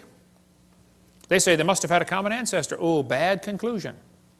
Then they'll say, this helps prove we all came from a rock. Well, now you really have got a bad conclusion there. Then they tell the kids, we have evidence from development. Now this one makes me angry. So I'm going to try to stay calm while we talk about this. Is probably one of the most dangerous lies in the textbooks. We'll just calm down now. Okay, I'm ready. This textbook says the similarity between the early stages of development of many different animals helped convince Darwin that all forms of life shared common ancestors. Darwin considered this the strongest class of facts in favor of his theory. This was the best evidence Darwin knew of for his theory.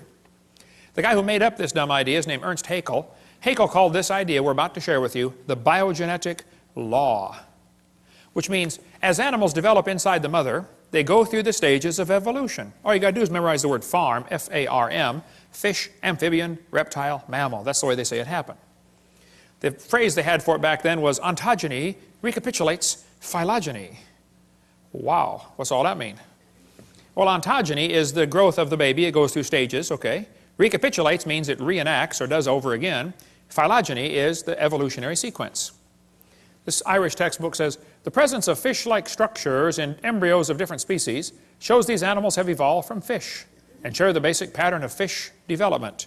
It's as if the embryo retains a memory of its origins and starts to copy them during its development. That's the ontogeny recapitulates phylogeny. Now the idea that Sigmund Freud relied on was the idea that ontogeny recapitulates phylogeny. That is, the development of the individual recapitulates the evolution of the entire species. This is stupid and dangerous. They tell the kids the embryo, the baby growing in the mother, has gills like a fish. Gills? That's a lie. Those are not gill slits. Those little folds of skin you see on the embryo grow into bones in the ear and glands in the throat. They never have anything to do with breathing. My uncle had 5 or 6 chins and he couldn't breathe through any of them but the top one. Okay? Those are not gill slits. Ernst Haeckel said the turning point in his thinking was when he read Darwin's book in 1860. See, Darwin's book was printed in English in 1859. The next year, it was printed in German, 1860. Haeckel was a German embryology professor. He read the book and said, wow, what a great theory. If only we had some evidence. Well, 9 years later, they still had no evidence. So Haeckel decided to help out. He was going to make some evidence. Haeckel took a drawing of a dog and a human embryo. He was an embryology professor, you know.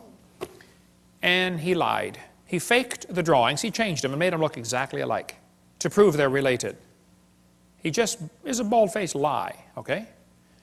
Haeckel made giant posters of his fake drawings and traveled all over Germany and converted the people to believing in evolution, which led to the next obvious question. Hey, if evolution is true, I wonder which race of humans have evolved the farthest.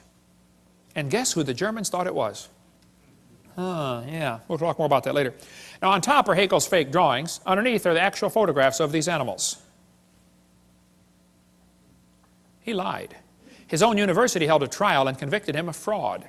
He said at the trial, I should feel utterly condemned were it not that hundreds of the best observers and biologists lie under the same charge. This biogenetic law is as dead as a doornail. It's not true.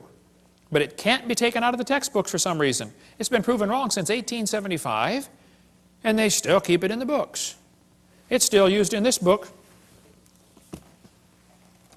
Evolutionary Analysis, college textbook, 1998 edition, used at University West Florida, the exact same chart of Ernst Haeckel.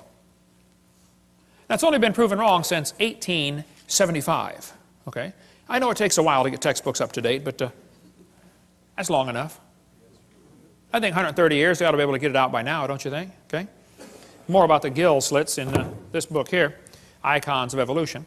Darwin's theory, his book came out 1859. He predicted they would find evidence.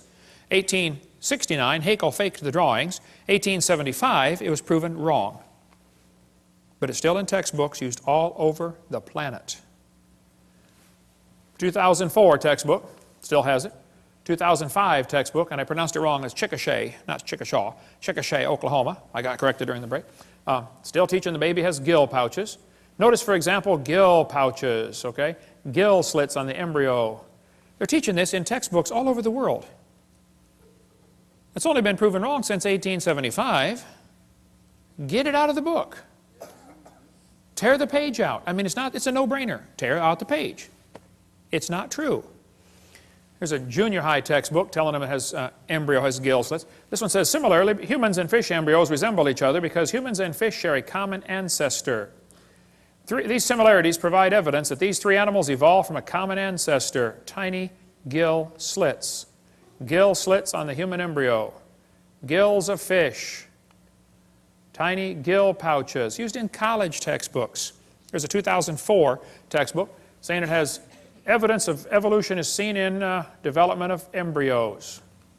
You can't get a high score on SAT or ACT tests unless you lie and say the baby has gill pouches. It's found on every single test we could find.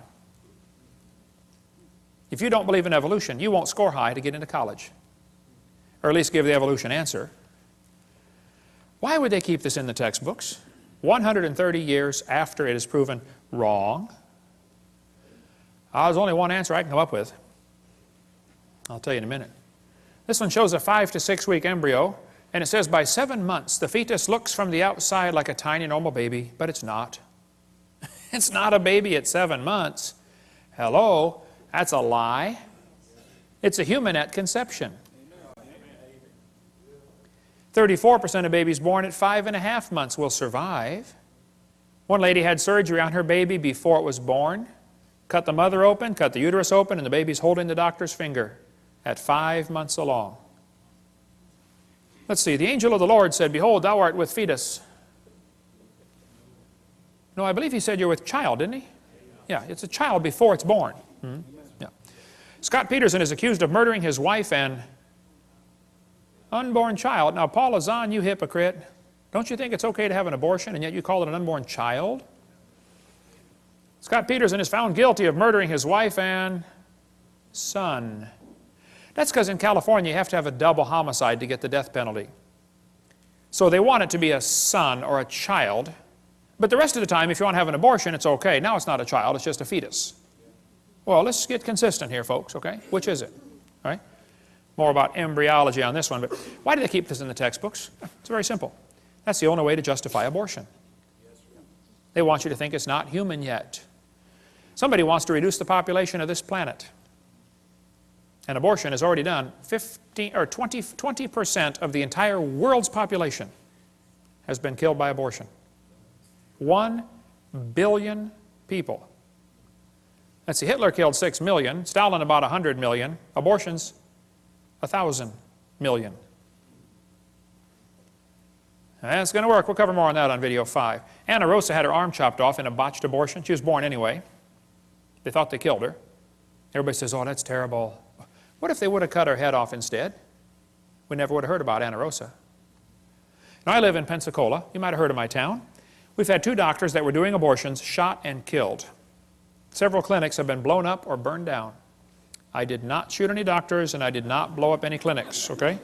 And I don't think Jesus would do it that way. He grew up under Roman control. He didn't go around blowing up tanks and burning down bridges, okay? But when the first doctor got shot, I was preaching in Fort Lauderdale. The next day I flew home, and right in front of me on the airplane were 2 women from NOW, the National Organization for Wild Women. And they were flying up to Pensacola, going to have a big rally and march around town, you know. As we got off the airplane, and I noticed on their shirt it had in huge block letters, choice above all. So, being my mild-mannered self, I said, excuse me, ma'am, what does this mean, choice above all? She said, a woman ought to have a right to choose. I said, choose what? She said, choose to have an abortion. It's her body. I said, well, yes, ma'am. If she wants to abort her body, I suppose that's fine. But it looks to me like she wants to abort somebody else's body. When you consider half of them are male, think about it. It's not her body. I said, by the way, ma'am, I'm kind of curious about this. I have 3 kids. I delivered one of my kids at home. I used to raise hamsters. I taught biology and anatomy. I'm kind of familiar with this process. I said, why does the woman's right to choice stop at birth? Why don't we let the mother choose to kill it after it's born? Be a lot safer and simpler. Hey, why don't we extend abortion rights up until the kid's 2 years old? I know a lot of mothers with a 2-year-old that have thought about it a time or two. I won't ask you to raise your hand, but I know you're out there. I got it. Let's extend abortion rights up until the kid is 18. I bet they'd behave a lot better. Son, one more time and I'm going to abort you. Hey, teacher, where's Johnny today? Oh, he didn't do his homework yesterday, so his mommy aborted him. Hey, grades would skyrocket, wouldn't they? By the way, Peter Singer is pushing for abortion after the baby's born. He's trying to get legislation passed so you can kill the baby up to 28 days after it's born and still call it an abortion. Have you ever noticed the news media calls them pro-choice and they call guys like me anti-abortion? I'm not. They do that anti-abortion because it's a negative sounding term. Pro-choice is such a positive sounding term. How about let's call me pro-life and call them pro-death, and we both get a positive sounding term. That's why I refuse to take the paper. I just can't stand their liberal slant on everything. We get a call once in a while, hey, you want to take the Pensacola News Journal? I say, no ma'am, we don't have a parakeet. That's what I tell them. See, the media will ignore the wishes of the majority and they're going to push their liberal agenda. We'll cover more on that on part 5. Well, remember when the kids got shot in Colorado? Right away they jumped on the gun control issue. You know, if kids keep getting shot in our schools, maybe it's time to consider some other issues like should we have public schools? Or maybe should we teach them evolution? That's what did the Columbine shooting. Those kids were real strong believers in evolution. They made a videotape before the shooting. One of the boys said, he doesn't deserve the jaw evolution gave him. Look for his jaw, it won't be on his body. They were strong believers in evolution. They did the shooting on Hitler's birthday on purpose. They shot Isaiah Shoals just because he was black. Eric's t-shirt said natural selection. And then Rosie O'Donnell said, see, we need more gun control. Rosie, Rosie, Rosie. Blaming guns for Columbine is like blaming spoons for Rosie O'Donnell being fat. It's not the spoon's fault. It's not the gun's fault, okay? Maybe certain criminals ought to be publicly executed. Maybe that's time to think that one through one more time. Maybe all law-abiding citizens should be required to carry guns to protect themselves. Suppose every teacher in the public school was required to be armed. Just suppose. How far down the hallway would those kids have gotten? Somebody sent me this button, proudly unarmed. Would you wear this? What does this say to a criminal? Rob me. Isn't that exactly what it says? Of course. The Founding Fathers gave us the Second Amendment so we could keep and bear arms, and it wasn't so we could go duck hunting. The purpose of the Second Amendment was so we could defend ourselves if the government goes bad. Last-ditch defense against an evil government is an armed citizenry. You ever notice a lot of animals that eat grass have horns? Did you know you don't need horns to eat grass? The purpose of the horns is to explain to the lion, stay off my back. I just want to eat the grass, leave me alone. And I think everybody ought to be armed, not so we can hurt anybody, but just so we can explain to people, leave me alone. Don't take my stuff. Don't break into my house. Don't steal my car. Don't come hurt my family. Okay? Thank you. I probably waited too long. I didn't start my kids shooting until they were about 3. I probably should have started about 2, you know. Okay. Here's the logic they use to justify abortion. They're going to say, well, it's not human. Oh, brother. You're either dumb or you're lying. It's human at conception, okay? They're going to say, well, it's not viable. It can't live on its own. You're not viable yourself stark naked on the North Pole, you know. Can't live on its own. I know kids that are 25 that still come borrow money from Dad. Hey, Dad, can I borrow some money? You ought to be able to live on your own by now, son. They're going to say the child may be unwanted. There's kids that are already born that are unwanted. My parents moved 4 times when I was growing up, but I found them every time. By the way, there's probably 5 people in this room that have had an abortion. Now you listen carefully. God loves you. He can forgive you. It's not the unpardonable sin. God can use you in a powerful way. But don't you go through life justifying it. Don't say it was okay. No, it wasn't okay. It was murder. So confess it, forsake it, get right with God, and go serve God with your life, okay? Amen. Half the Bible is written by murderers, okay? You're in good company. They're going to say, well, the child may be unwanted. Well, a lot of people are unwanted. Year after year, the number of people waiting to adopt is about equal to the number of abortions. The babies are not unwanted, okay? They're going to say, well, the child may be a financial burden. Show me a kid that's not. Anybody got a kid that's not a financial burden? They're going to say it may be from rape or incest. Well, then you kill the rapist, not the baby. Execute the rapist and adopt out the baby. It's not that complicated. Hey, did you know it's illegal to shoot deer at night with spotlights in just about every state? Is it illegal in Tennessee to shoot deer at night with spotlights? You got to give them a sporting chance, right? Let's give the baby a sporting chance. Pass a law in Tennessee that says if a lady goes to have an abortion, the nurse will have a jar of marbles, and we're going to have a lottery, okay? 1 marble for baby, 1 for mother, and 1 for father. And 1 for doctor. And 1 for governor. And let's put several in there for the past president. And let's really have a choice. Now, if he's not alive, why is he growing? If he's not a human being, what kind of being is he anyway, huh? She says, honk if you're pro-choice. It's easy for her to be pro-choice. She's already been born. I don't know if you ever thought about this, but did you know everybody that ever voted for abortion has already been born? Think that one through. They say, well, abortion's legal. Well, that doesn't make it right.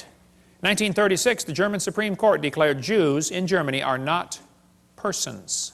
That opened the way to allow Hitler to kill the Jews. 6 million, at least, Jews were killed. I read lots of books about Hitler. I've been to Germany a couple times. Hitler said, I have the right to exterminate an inferior race that breed like the vermin. Hitler thought the Jews were an inferior species. He said the Germans are the superior race that deserve to rule the world. Hitler was killing the Jews to make more living space for the Germans. He sought to make the practice of Germany conform to the theory of evolution.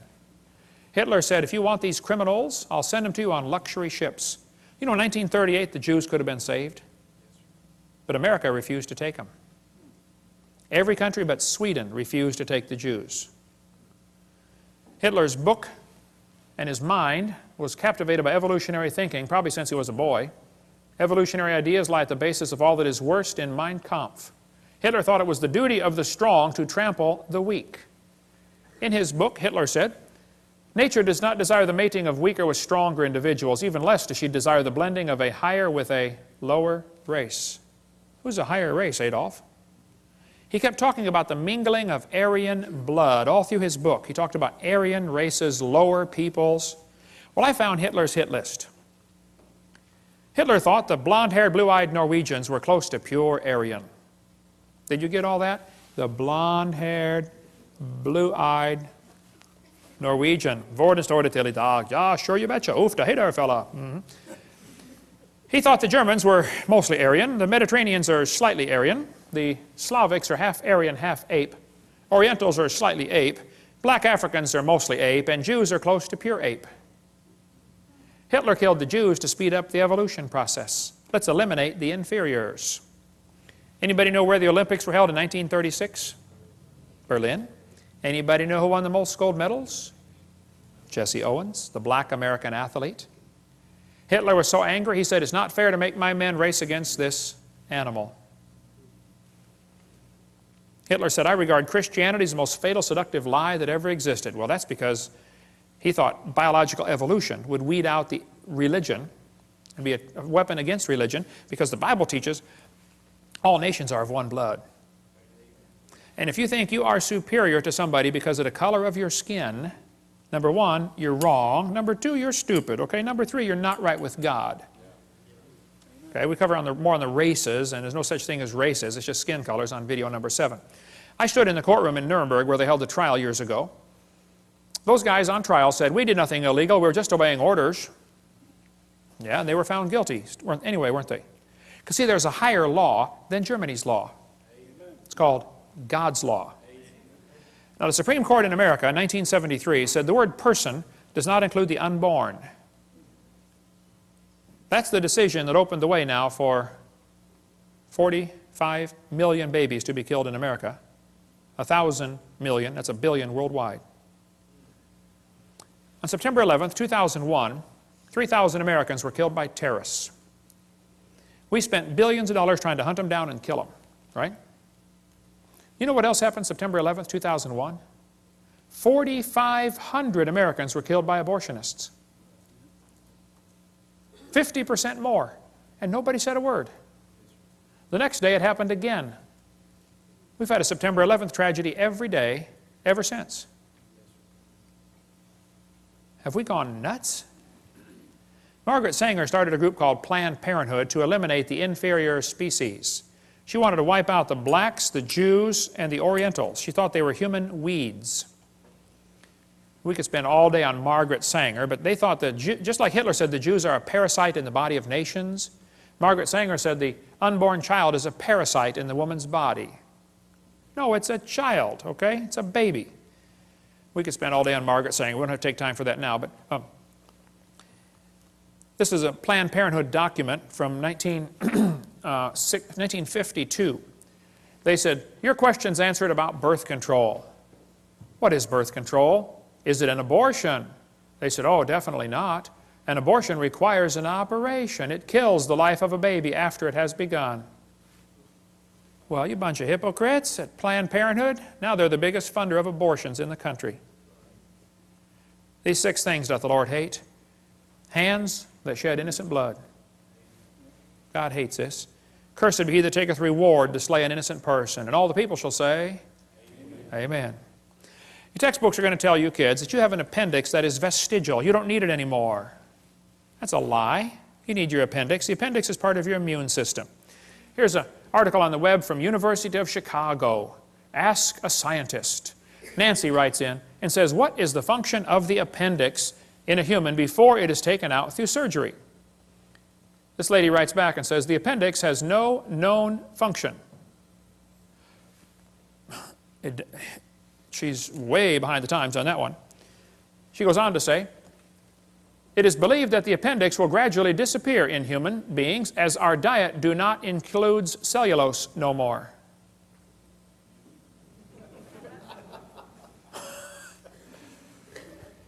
Our diet do not include cellulose no more. University of Chicago. Wow. Good place to get an education. Not in English, apparently. But in the first place, this is not true, okay? The appendix is part of your immune system. You need your appendix. The appendix activates killer B cells like your thyroid activates killer T cells. It's true you can live without your appendix. That's true.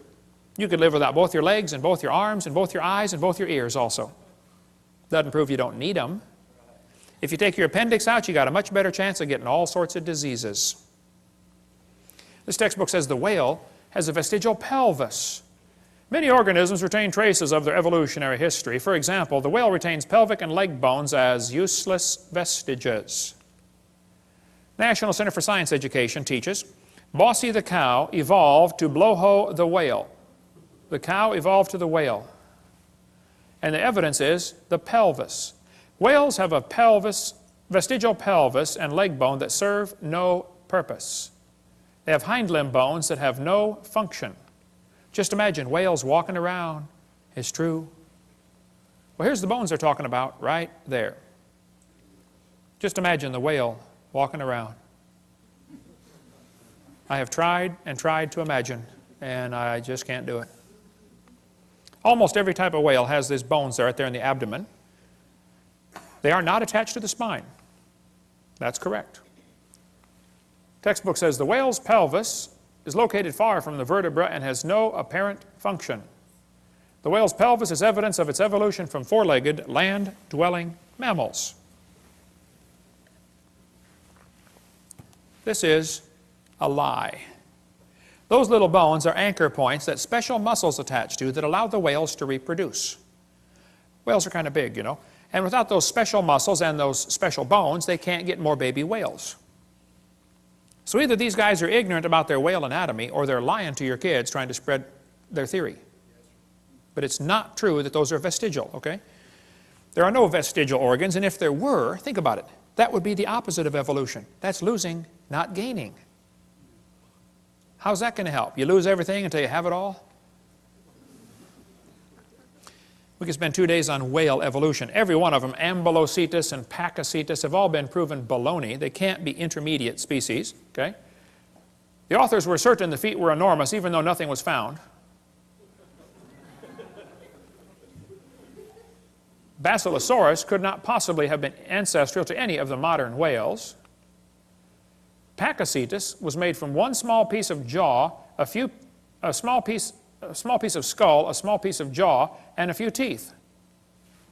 You find a little bit of jaw, a little bit of skull, a couple of teeth, and you know that it's half whale, half something on land?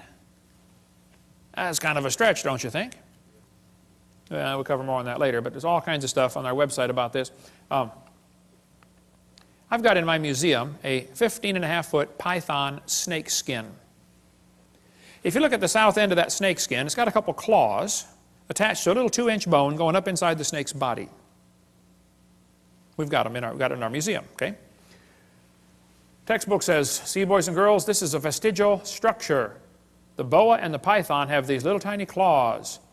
Do whales or snakes have back legs? You can see that they don't. Yet, both animals have vestigial hip bones and leg bones where legs may once have existed. This is a lie. This textbook says they have reduced hind legs, rudimentary hind legs of a python snake. You've got to be kidding. Those little claws are used in mating, okay? The snake doesn't have any arms, and you can't talk and say, scoot over, honey, okay? This has nothing whatsoever to do with walking on land. It has to do with getting baby snakes. So once again, somebody's real dumb about their snake anatomy, or they're lying to your kids trying to spread their theory. This textbook shows the coccyx, the human tailbone, and at Discover magazine, and it says, that's all that's left of the tail that most mammals still use. Humans have a tailbone that is of no apparent use. I was in a debate in Huntsville, Alabama, against the president of the North Alabama Atheist Association. He got up in front of God and everybody and said, folks, I've got proof for evolution. Humans have a tailbone they no longer need. I said, Mr. Patterson, I taught biology and anatomy. I happen to know there are 9 little muscles that attach to the tailbone, without which you cannot perform some valuable functions. I won't tell you what they all are, but trust me, you need those muscles. I said, now, if you think the tailbone is vestigial, I, Kent Hovind, will pay to have yours removed. Bend over. Critical thinking, this book says, 2005 edition. At the end of your backbone is a coccyx, a few small bones that are fused together. Could the human coccyx be a vestigial structure?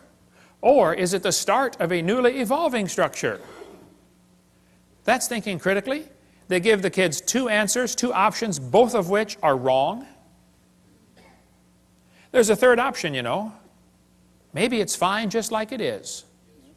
Notice they don't give that as an option, do they? Maybe it was designed to support your colon and support your lower back for posture when you sit, and 5 or 6 other things you can read your Gray's Anatomy about, okay? They say, aren't babies born with tails once in a while? No. Well, that baby's got a tail right there. No, he doesn't. It's not a tail. That's just fatty tissue. There's no bone, no muscle, no cartilage. It's not even lined up with the spine. It has to do with the way the baby develops inside the mother. There's fat around the nervous system to protect it until the bone grows around it. Generally, the fat is resorbed into the system as the baby grows and develops bone. But on extremely rare occasions, the fat is excluded outside the body like a big wart. So what you do, you cut it off, sew it up, put a diaper on the kid, and send him home. It's just nothing like but just like a wart. That's all it is. Cut it off. It's not a tail. This one says the coccyx is a small bone at the end of the human vertebral column. It has no present function, and is thought to be the remainder of bones that once occupied the long tail of a tree-living ancestor. They told me when I was a kid, man used to have a tail, but he lost it because he didn't need it. I thought, didn't need it. Have you ever thought how handy a tail would be? Have you ever come to the door with 2 sacks of groceries? Man, wouldn't that be nice to be able to grab that door and walk right in there? You could drive down the highway and hold that can of Coke and tune the radio knob all at the same time. Lost it because we didn't need it. That's a lie. Everything used as evidence for evolution has been proven wrong. If real evidence exists, I'd like to see it. We'll pay $250,000 for real proof for evolution. But don't lie to me. I think you ought to demand that your school board cut out pages with lies on them. Don't put up with that stuff. I was speaking at University of West Florida, and this one biology teacher said, Hovind, I don't think we should deface textbooks. I said, what do you mean?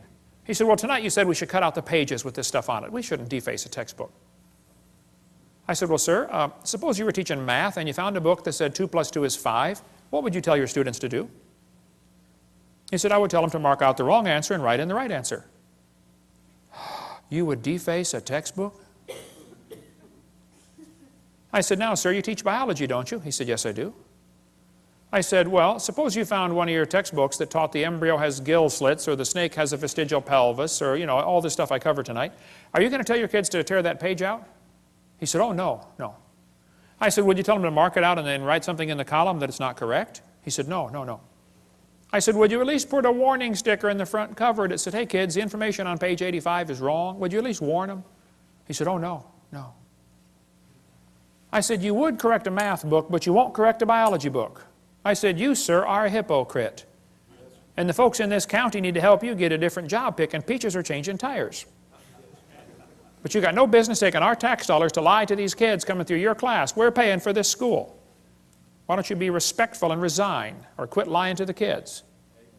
You say, Hovind, you don't have much tact. Oh, I made full contact with that guy, that's for sure. Okay.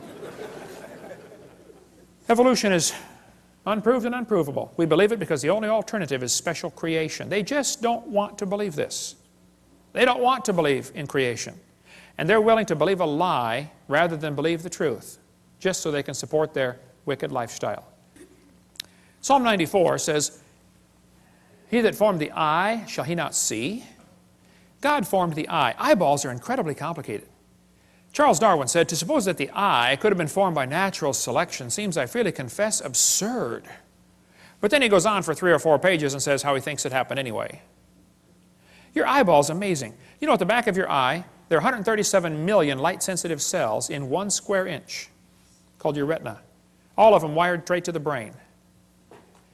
How would you like to hook up 137 million electrical connections in 1 square inch? My Heavenly Father did. He's pretty smart, isn't he? Now, I debated one atheist one time, and he said, Hovind, the eye is an example for evolution because it's poorly designed. I said, what on earth are you talking about? He said, well, the light comes into your eye, and then it goes through blood vessels in front of the retina. He said, that's wired backwards. He said, the octopus has a much better eye because their blood vessels are behind the retina. I said, sir, let me just explain something to you, okay? I said, we live in the air. Now, air is a pretty poor insulator for UV light. So your body is designed with the blood vessels in front of the retina. That's your body's last defense against ultraviolet light. Now, octopus live in the water, okay? Water blocks UV light, so they don't need their blood vessels in front. See, we're designed for living in air, and they're designed for living in water. Now, if you want to swap eyes with an octopus, you just go ahead, sir, but you're going to be blind in a few days, okay? Because they don't have the blood vessels in front to block the UV light. What a dumb evidence for evolution. What they're trying to say is, well, God wouldn't do it this way, so it must have evolved. Well, that's a silly argument for evolution. Maybe you just don't understand why it was designed that way. I think man's understanding of the human body is about like putting a 5-year-old kid under the hood of your car and saying, hey, kid, take out whatever this thing doesn't need. You don't know what any of it does. You can take it all out, right? You know, your eyeball's amazing. It would take a minimum of 100 years of Cray computer time to simulate what takes place in your eye many times every second. Eyeballs are amazing. But this textbook says The complex structure of the human eye may be the product of millions of years of evolution. Why doesn't God get the glory for what He did? This textbook shows the kids a bird eye and a reptile eye, and it says right up here, boys and girls, you can better understand how the eye might have evolved if you picture a series of changes. You have to imagine how it happened. Just imagine the eye changing. That's not science, imagining how it happened. Where's the evidence? See, evolution only takes place in the imagination. Never takes place in reality. They're lying to you, okay? He that formed the eye, shall he not see? Science deals with things we can observe and study and test. You don't observe anything about evolution. If you have something that's designed like an eyeball, it demands a designer. If painting is proof there was a painter, even if you never see the guy. A building is proof there was a builder, and a watch is proof there was a watchmaker, and design, the creation, is proof there was a creator. See, design simply demands a designer, period. The invisible things of Him from the creation of the world are clearly seen. They are without excuse, the Bible says. There's no excuse. The psalmist said, when I consider the heavens. You know, God knows that the study of science will draw us to Him. Satan knows that too. So Satan has worked really hard in the field of science to make sure it pushes kids away from God. And we need some good godly science teachers to get involved in the school system and turn this thing around, okay? And by the way, we can prove the existence of God by the impossibility of the contrary. It's impossible that there not be a designer. It's just not possible. There had to be a designer, okay? I like to show evolutionists this picture. I say, guys, here we have, as far as I know, the world's largest rock group. You know of a bigger one? I'd like to see it, okay? I'll say, do you think there's any way George Washington's face could have appeared on this rock by chance? I say, no, it was designed by a guy named Borglum. Took him a long time to build it. Okay, very good. Now let me ask you a question. You say there's no way this face could appear on the rock by chance. You don't think wind could have done that? Abrasion, exfoliation, thermal expansion of the rock? Nothing? Nope, nope, happened by design. Okay, now let me ask you this question. Do you think George Washington himself, with 50 trillion cells in his body and all these complex systems, happened by chance? I say, yeah. Now wait. You don't think his face could appear on a rock by chance, but you do think his whole complex anatomy could happen by chance. Are you dumb in any other area, or is that the only one, you know? Then they tell kids that plants are adapted to their environment. Adapted? Yes, boys and girls, gills are an adaptation to living in water. Oh, well, how did they live before they adapted the gills? Well, you see, Mr. Hovind, for millions of years, they all died. None of them lived until they adapted the gills. Oh, I see. Why don't they say it's a design feature? See, they avoid using the word designed because then some kid's going to say, who's the designer?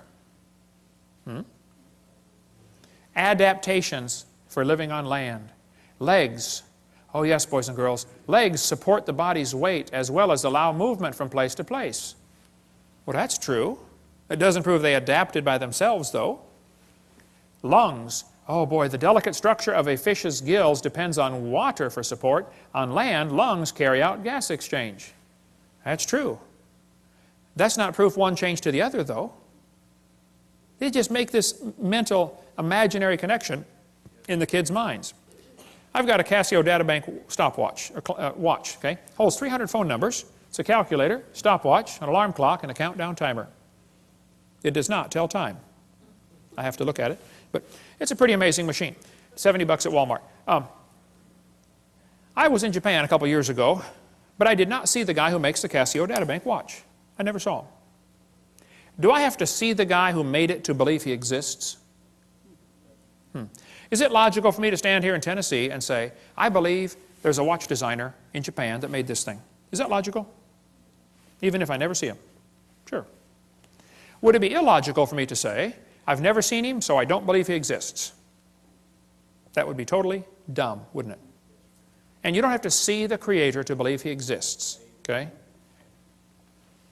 Evolutionists argue against design using arguments they designed. Think about that one. Here's a great book talking about the complexity of living things at a micro scale. We sell the book at our website. Michael Behe wrote this on Darwin's black box.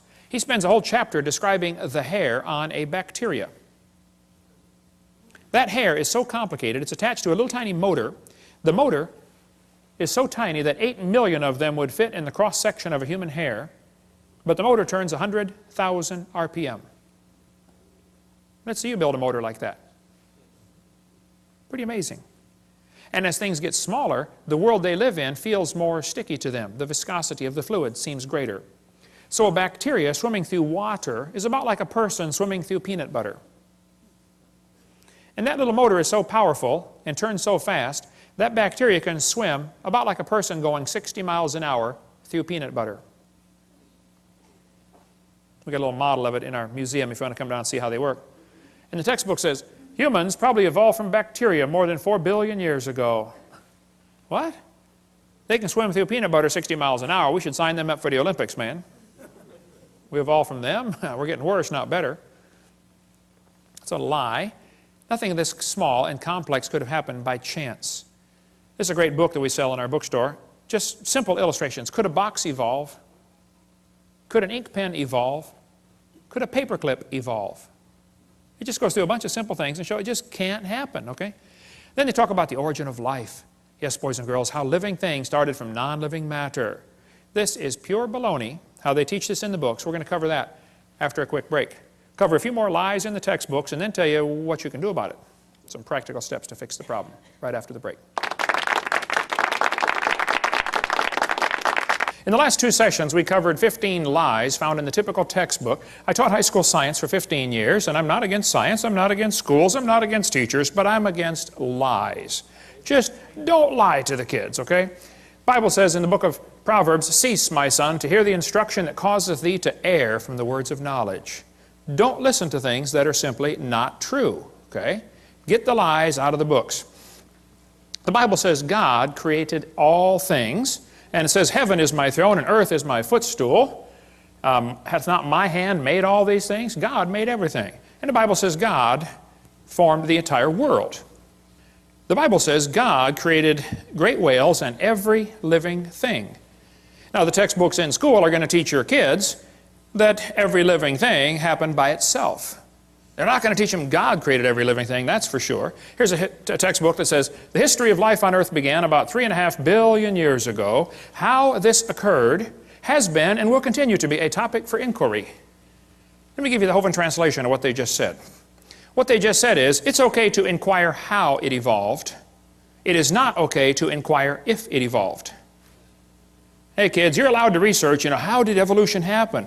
And if some kid says, well, maybe it didn't happen at all. Oh, shut up, kid, you're out of my class, okay? The only way you can research is, how did it happen? You cannot even ask the question, did it happen? That's not education. That's indoctrination. Okay? I'm sick and tired of paying for that stuff. Now, nobody knows how a mixture of lifeless chemicals spontaneously organize themselves into the first living cell. Paul Davies said, nobody has a clue how life got started from non-living material by itself. There is not even a good theory how it can happen, but the textbooks are going to teach your kids it just happened, okay? They just tell them, hey, it happened. And you can't even consider the option that maybe God made it. Here's what happened. Back in the 50s, 2 guys, Miller and Urey, decided to figure out how life evolved. So they took a mixture of chemicals and ran it through these tubes and tried to create life in the laboratory. The experiment's been duplicated many, many times, always been a failure, and always created more problems for the evolutionist. This textbook says, although he never proved how life originated, he did add evidence to the theory that life could have started by itself. That is a lie. All they did was create problems for the idea that life could have started by itself. This one says, swirling in the waters of the oceans is a bubbling broth of complex chemicals. Progress from a complex chemical soup to a living organism is very slow. Boy, it sure is. It don't even happen. That's how slow it is. There are several different articles that say life came from clay. Yep, got some clay together and poof, came alive on the bottom of the ocean. They did not address the origin of life in Darwin's book, and it's never been figured out since how life could have started. What he did is he took these 4 chemicals and put them in these glass tubes, made them circulate around, and tried to create life in the laboratory. This textbook says, many important events occurred during the Archean era, the most important of which was the evolution of life. Progress from complex molecules to the simplest living organism was a very long process. I guess so. If you give it billions of years, somehow it looks more reasonable, This one says, the first living cells emerged between 4 billion and 3.8 billion years ago. There is no record of the event. But you better believe it, and you're going to be tested on it. The first self-replicating systems must have emerged in this organic soup. So great-great-great-great-grandpa was soup. This is one of the lies in the textbooks you kids have to face. Nobody has a clue how life could have gotten started by non-living chemicals. Even Haeckel confessed, he's the guy we talked about in the last session, that made up the idea that the embryo has gill slits, you know, so they could justify abortion. Haeckel said, he claimed that spontaneous generation must be true, not because it had been proven in the laboratory, but because otherwise it would be necessary to believe in a creator. Well, Ernst, I'm sorry, bud, that's just the way it goes. Okay, there's a creator, whether you like it or not, okay? So have they really produced life in the laboratory? Oh, they haven't even come close. Here's what they did. They took 4 gases. They took methane, ammonia, water vapor, and hydrogen, ran them through these tubes, ran it through a spark chamber supposed to simulate lightning. They say, we're going to put them together and make life in the laboratory. At the bottom of the flask, they got this red goo, and they kept draining the goo off, because if it went through the spark again, it would destroy it. So they had to make the goo and then save it from the next spark, okay? They said in the textbook here it was rich in amino acids, this red goo was. Well, that's simply a lie, okay? They didn't come close to making life. The problem is they had a reducing atmosphere. In other words, he excluded oxygen. You can look at his 4 gases. There's no oxygen there. He knew if he had oxygen in there, it would oxidize whatever chemicals tried to combine. You know, you cut a banana open and lay it on the table, it turns brown, it oxidizes. You don't paint your car, and it oxidizes, it rusts. Well, living cells will oxidize quickly in the presence of oxygen. So he didn't put any oxygen in there. That creates a serious problem, because if you have oxygen, you cannot get life to come from non-living chemicals. The problem is ozone is made from oxygen, and ozone blocks UV light, and UV light destroys ammonia, and ammonia is one of the 4 gases he's got. So you cannot get life to evolve with oxygen, and you cannot get life to evolve without oxygen. Because if you don't have oxygen, you don't have ozone, and now your ammonia gets destroyed. It's just not going to work either way. And the Earth has always had oxygen, even more than today. This guy said, what evidence is there for a primitive methane ammonia atmosphere on Earth? The answer is there is no evidence for it, but much against it. We find in general no evidence in the sedimentary distribution of carbon, sulfur, uranium, etc., of that an oxygen-free atmosphere ever existed on the Earth. If somebody tells you the early Earth had a reducing atmosphere, you tell them Kent Hovind said they're confused or they're deliberately lying, because it's not true. The Earth has always had oxygen. This article said, it's suggested from the earliest dated rocks at 3.7 billion years ago, Earth had an oxygenic atmosphere. They've always known the Earth had oxygen, even more than we have today. We covered that on Seminar Part 2, how the early Earth probably had even more oxygen, made them live longer. This textbook says, there was no oxygen on the Earth, which is a lie, and then it says the rocks absorbed it. Hello? How can they absorb it if it wasn't there? Well, think about it. Second problem they had with the Miller experiment, they filtered out the product. That is not realistic for nature, okay? They saved the goo from getting sparked the second time because it would have destroyed it. What he actually made in this experiment was 85% tar, 13% carboxylic acid. Now, both of those are poisonous to life. If you make a mixture that's 98% poisonous to the other 2%, I don't think it's logical to say you've succeeded in creating anything that's going to help make life, okay? The problems are he made mostly only 2 amino acids. There are 20 different ones required to make life. 20 different amino acids. Now, these amino acids are kind of like letters of the alphabet, okay? You have to have 26 letters in the English alphabet to make all the words that we have. Well, you have to have 20 different amino acids to make all the proteins that your body has. With those 20 different amino acids, your body can build a bazillion different kinds of proteins. Kind of like you can make a lot of different words with the same 26 letters, okay? What he actually made was a couple of letters, like 2 of the letters of the alphabet, by combining these gases. This creates a real problem since half of them were left-handed and half of them were right-handed. What he actually made was amino acids, only 2 of them, and half of them were backwards. I mean, if I drop letters of the alphabet, there's a 50-50 chance some of them are going to land upside down. They don't do any good. You have to have them all facing the right way. The smallest proteins we know of have about 70 to 100 amino acids, all of them facing the right way. This greatly compounds the problem, okay? DNA and RNA are all right-handed, all other proteins are left-handed. It's a very puzzling fact. All proteins that have been investigated from animals, plants, and higher organisms, and from simple organisms, bacteria, molds, even viruses, are made of left-handed amino acids. They're all that way.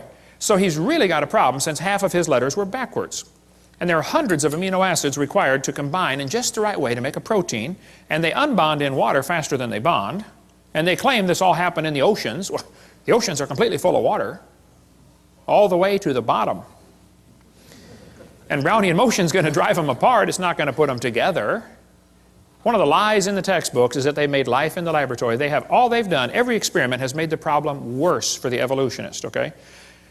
These spontaneous generations do not occur spontaneously in water. Life is not going to get started in this way. There's a whole lot more in the book, Icons of Evolution, if you want a lot more on the subject to go down deep. But they got this weird idea in their head that all they have to do is get all the right chemicals together and then add energy, and it'll make life. Okay, well, let's do an experiment. Let's put a frog in a blender and turn it on. In a matter of moments, you will have frog nog. And you will have all of the chemicals required to make a frog in one blender, right? Then we're going to add energy. You can turn it on puree for 30 minutes. You can nuke it, microwave it, zap it with jumper cables. I don't care what you do. Drop a hand grenade in there. Add all the energy you want, okay? How long will it take to reassemble the frog? It'll never happen. See, just getting the chemicals together isn't the problem. You go to the mortuary, you got a dead body laying there, you got all the chemicals required for life right there in one spot. Bring it back to life. Life is something different. I don't think science has ever defined that clearly, but they talk about how we all came from this early life form. Once this first life form got started, this single cell, then it evolved into everything else. Like this textbook shows the kids that a bacteria slowly evolved to a human. These trees of life are absolute propaganda. There is no evidence for any of these, okay? Even Mary Leakey said, those trees of life with the branches of our ancestors, that's a lot of nonsense, okay? Stephen Gould said the evolutionary trees that adorn our textbooks are not the evidence of fossils, that's for sure. There is no evidence that any animal is related to any other kind of animal. But this textbook says, all the many forms of life on Earth today are descended from a common ancestor found in a population of primitive unicellular organisms. There's no such thing as a primitive unicellular organism. If it's alive, it's complicated. We'll cover more on that in a minute. And then it says, no traces of those events remain. What they do is they tell the kids, okay kids, the mammals, the birds, and the crocodiles have a common ancestor. They draw these trees in the books, and they look so pretty, and the kid goes, wow, they've got proof. I saw it in my book. No, they've got a picture in your book, okay? Everything inside that circle is pure religious speculation. They think it happened, they hope it happened, but there is zero evidence for anything inside that circle. It's one of the lies you're going to have to face in your textbook. The Bible says if you offend one of these little ones, you'd be better off with a millstone about your neck. Go swimming. These folks teaching evolution are in serious trouble when they stand before God. Then they tell them we come from a simple, primitive, unicellular organism. Look, just because it's smaller doesn't mean it's simpler. A paramecium is more complicated than a space shuttle, and you can put thousands of those into one drop of water. Smaller is not simpler. That's one of the lies in the textbooks. I'll show you. Here's a microchip inside a paperclip. Pretty small. Not simple. This microchip is being held in the mouth of an ant, and that little microchip can process every letter of the Bible 200 times per second. Smaller is not simpler. I'll show you. Let's compare the brain of a honeybee to NASA's Cray computer. At one time, the world's fastest computer, I think they got a faster one now. The brain of a honeybee is pretty small. The Cray computer is huge. We would all agree there's a size difference, right? Okay. Now, the Cray computer could do 6 billion calculations per second. It was estimated that the honeybee's brain is doing about 1 trillion calculations per second, 1,000 billion. So that little honeybee brain is about 133 times faster than a Cray computer. The Cray uses many megawatts. It's power hungry. The honeybee uses 10 microwatts. Did you know honeybees not only make honey, they fly on honey. That's their energy source. And a honeybee can fly 1,000,000 miles on 1 gallon of honey. How would you like a machine that gets 1,000,000 miles per gallon? Especially at today's price of gas, right? Fill up once and you're done for the rest of your life. The Cray cost $48 million. The honeybee's brain is pretty cheap. You splat them on your windshield all the time, right? Many people scramble when the Cray breaks down. Nobody heals the honeybee. A self-healing computer. Steve, you work on computers. How'd you like one of them? Something crashes, reconfigures itself, fixes it all up, no problem. Cray weighed 2,300 pounds. Honeybee's brain doesn't weigh too much. So what should we conclude? Let's see, the supercomputer is huge, it is slow, it is very inefficient, it is power hungry, and it had to be designed. We all know that, right? But did they turn around and look at the honeybee and say, well, that happened by chance? And the brain of a human is a whole lot more complex than a honeybee. For heaven's sake. Your brain can hold more information than the entire British Library. The human brain is phenomenal, okay? You have more computational power in bits per second than the entire national telephone system. One brain surgeon estimated that there are more connections in just one person's brain, there are more connections than the entire electrical system of the United States. How many wires have been connected together in the United States, would you guess, inside every computer and inside every machine and inside every building? Like zillions of them. One brain has more than that. One professor told me that he believed in evolution, and I said, well, sir, do you believe your brain is nothing but 3 pounds of chemicals that got together by chance? He said, yeah. I said, then how can you trust your thoughts and the conclusions you come to? Maybe you got a chemical in there backwards. He did, by the way, several actually. But then they tell the kids, well, DNA is pretty tiny, but that proves evolution. That's what this textbook says. We have evidence of evolution from molecular biology. Darwin speculated all forms of life are related. This speculation has been verified. They are lying to your kids. Nothing about DNA has helped with the evolution theory at all. DNA, which stands for deoxyribonucleic acid, is the most complex molecule in the universe. Unbelievably complicated molecule. That little DNA molecule, average person has 50 trillion cells in their body with 46 of those little molecules in each cell. 46 chromosome strands in each cell of your body. If you extracted all of it, it would only fill about 2 tablespoons. But if you took those DNA strands and unwound them, stretched them out, tied them together, one person's DNA would reach from Earth to the moon and back over 500,000 times. Round trips to the moon. They say the DNA holds more information than all computer programs ever written by man combined. IBM models the newest computers after DNA. The quantity of information is so vast we have to invent new numbers to measure it. Not terabytes, petabytes, or exabytes, yottabytes, and zettabytes. All the words uttered by everyone who ever lived would amount to 5 exabytes. And your DNA and your chromosome holds more information than that? It is so unbelievably complex. If you typed out the code found in your DNA, when you got done typing, you'd have enough books to fill Grand Canyon 78 times. That's the instructions to make you. I'd say you're pretty special. Quite a list of instructions to make you. David said, I will praise thee, for I'm fearfully and wonderfully made.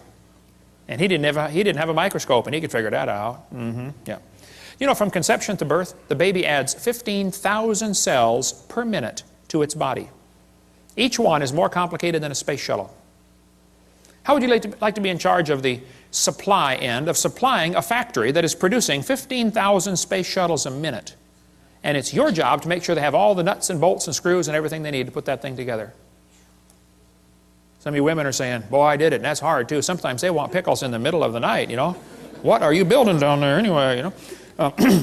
The probability of one DNA happening by chance has been calculated to be 1 in 10 to the 119,000th power. That's a big number when you figure the entire visible universe is about 10 to the 28th inches in diameter. DNA has not proven anything that would help the evolution theory. It's been made the problem much, much, much worse. But let's just assume that the chromosome number means something and that, you know, it could evolve. Okay, well then I did some research on this. I discovered penicillin has 2 chromosomes. That one had to evolve first.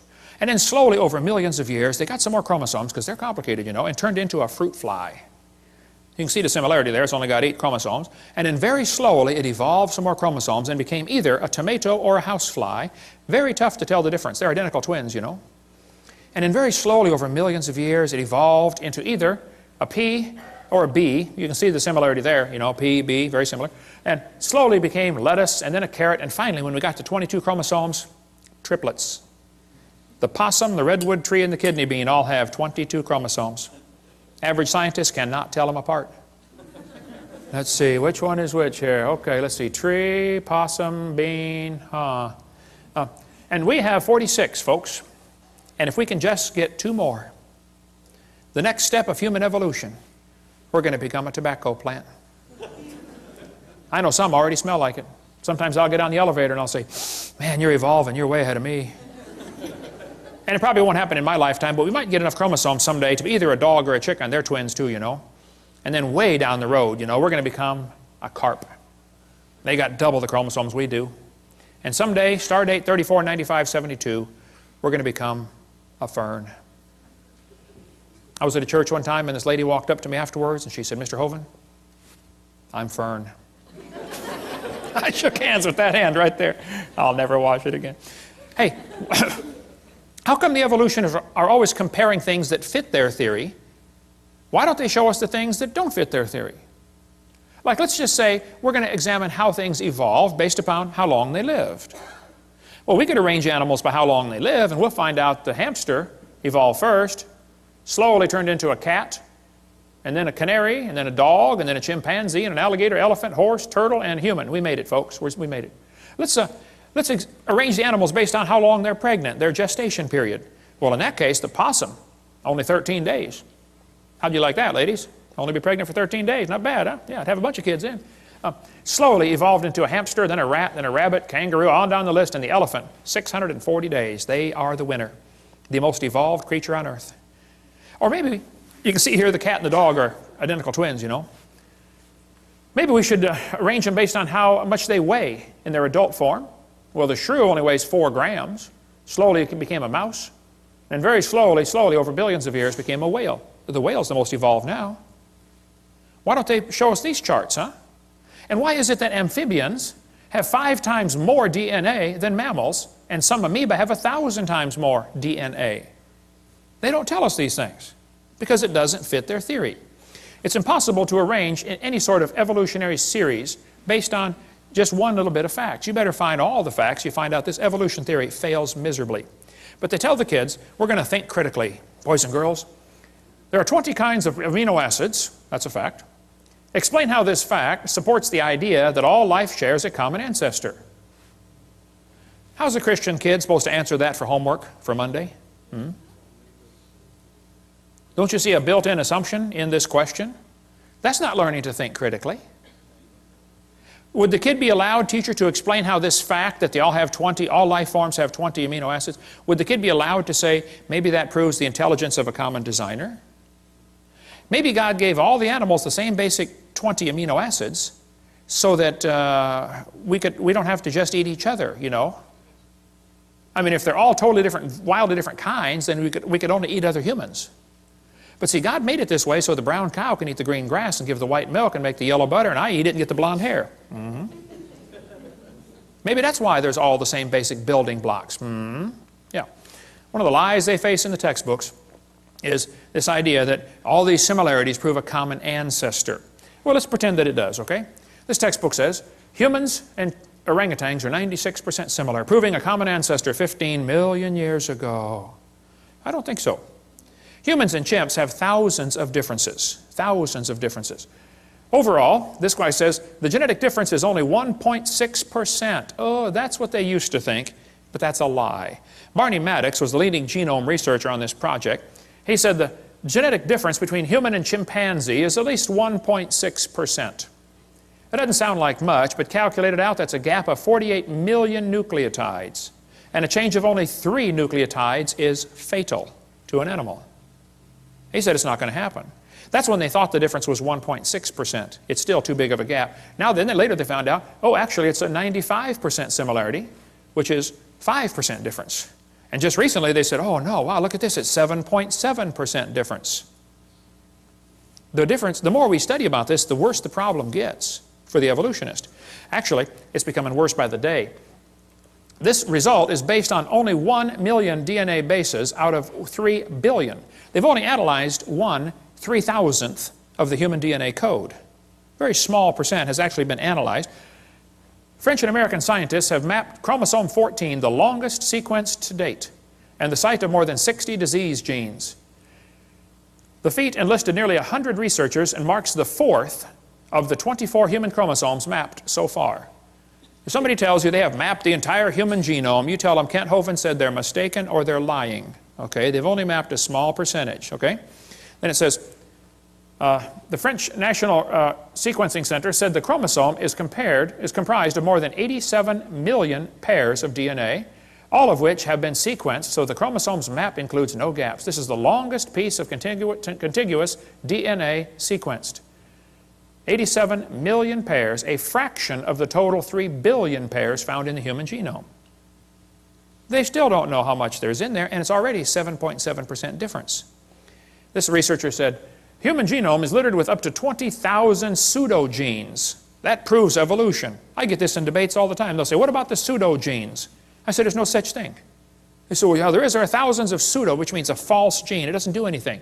Oh, no. Those pseudogenes serve several purposes. Number one, they serve as decoys to draw poisons away from the real ones. Number two, they serve as backup mechanism. It's like your computer has an automatic backup. You know, if a piece of the memory gets destroyed, another one of those pseudogenes jumps right in, takes over. No, there's not. They took out some of the pseudogenes to see what would happen. They said, well, the mouse doesn't need these things. Let's take them out. And there's how they turned out. They were deformed terribly. No such thing as a pseudogene. The pseudogene may function as a decoy to lure away destructive enzymes. Discover Magazine of '03. We could spend all day on DNA sequencing, but you know, it could be. We have similar DNA to other animals because we have the same designer. You know, similar bridges would have similar blueprints, wouldn't they? Similar cars would have similar instructions on how to build them, how to make them. Man has a pretty good understanding of how cars work. My daddy started us boys off working on cars when we were, 7 years old. I've had 128 cars, I believe. I've rebuilt the motors, the transmissions, the wobulator shafts, the differentials, the high-speed Canuten valves, and the muffler bearings. I have a pretty good understanding of how cars work. But understanding the operation of a car does not explain the origin of the car. Big difference. See? Let's suppose your son turns 16. All of my kids did a few years ago. Your son comes up and says, hey, Dad, I got my license. Let me see that thing, son. Let me see your license. Come on. Wow, son, that's a lousy picture. It is a good likeness, though. He says, hey, Dad, can I drive the car? Well, son, your mom and I knew this day was coming. The car is a very complicated machine. Did you know there are 3,000 bolts required to hold a car together, and one nut can scatter it all over the highway? We don't think you're ready for the whole car, son. We're going to let you slowly evolve into the car. This year we're going to give you 10%. Next year maybe just a little more. Hey, what good is 10% of a car? That's what you put in a junkyard. How many things have to be right on a car to make it work? Like thousands of things? How many things would have to be wrong to make it stop working? Any one of the many thousands of things. Like not having the keys, not having any gas in it, Take the distributor cap off and run a pencil around the inside and put it back on. Boy, they'll never find that one. Take the spark plug wire off, put a doorbell wire in there, shove it back down, feed the doorbell wire through the firewall, and weave it through the fabric of the front seat. Do that when they're going on their honeymoon, get in the car. Wow, let's go, honey. Bam! Ooh. Whoa, what was that? Okay. There's 1,000 things that make your car quit running. Probably 10,000 ways to stop a car from running. Shove a potato in the exhaust pipe, watch what happens. I don't want to give you any more ideas, okay? But there are thousands of differences between humans and chimpanzees. But if you think a percentage of similarity proves a relationship, let me show you the research I've been doing. I discovered clouds are 100% water. Watermelons are 97%. It's only 3% difference. That proves they're related. Jellyfish are 98%. Missing link. And so are snow cones. Yeah, there we go. We got the proof, okay? Then they tell them fossils prove evolution. I say, guys, you got to be kidding. This textbook says, evidence of evolution from the fossil record. Oh, no, don't give me that. That's a lie. There is no fossil record. There's a bunch of bones in the dirt. It's not a record, okay? You're putting your interpretation on those bones they're digging out of the dirt. There is no fossil record. This textbook says evolution is a fact. The fossil record provides some of the strongest evidence that species evolved over time. This is silly. There is no fossil record. You don't look back into time. You look at a bunch of bones you dug out of the dirt. And you put your interpretation on them, okay? Fossils only exist in the present. They don't exist in the past. I mean, you're digging them up and it's 2005, okay? You can't say, wow, this fossil is 40 million years old. You don't know that. Okay? All we do is put our interpretation on the fossils. But the kids are taught fossils contribute to our understanding of evolution. Kids, keep in mind, dead animals do not reproduce or evolve. Darwin said, if my theory is true, numberless intermediate species ought to have be found in the fossil record. Well, I'm sorry. This guy said, since Darwin, many of these links have been found. Oh, they are lying to you. No missing links have been found. Even David Ropp, who believes in evolution, says, in the years after Darwin, his advocates hoped to find predictable progressions. In general, these have not been found. Yet the optimism has died hard, and some pure fantasy has crept into textbooks. You're kidding. Fantasy in the textbooks? That's a fancy word for a lie. Okay? And we could spend 2 days on the fossil record. There's no fossil record, and there are gaps all over the place. Every place where there ought to be something, they find nothing. No evidence for how the whale evolved, or how the birds evolved, or how the flowering plants evolved. No evidence whatsoever. If you find a fossil in the dirt, all you know is it died.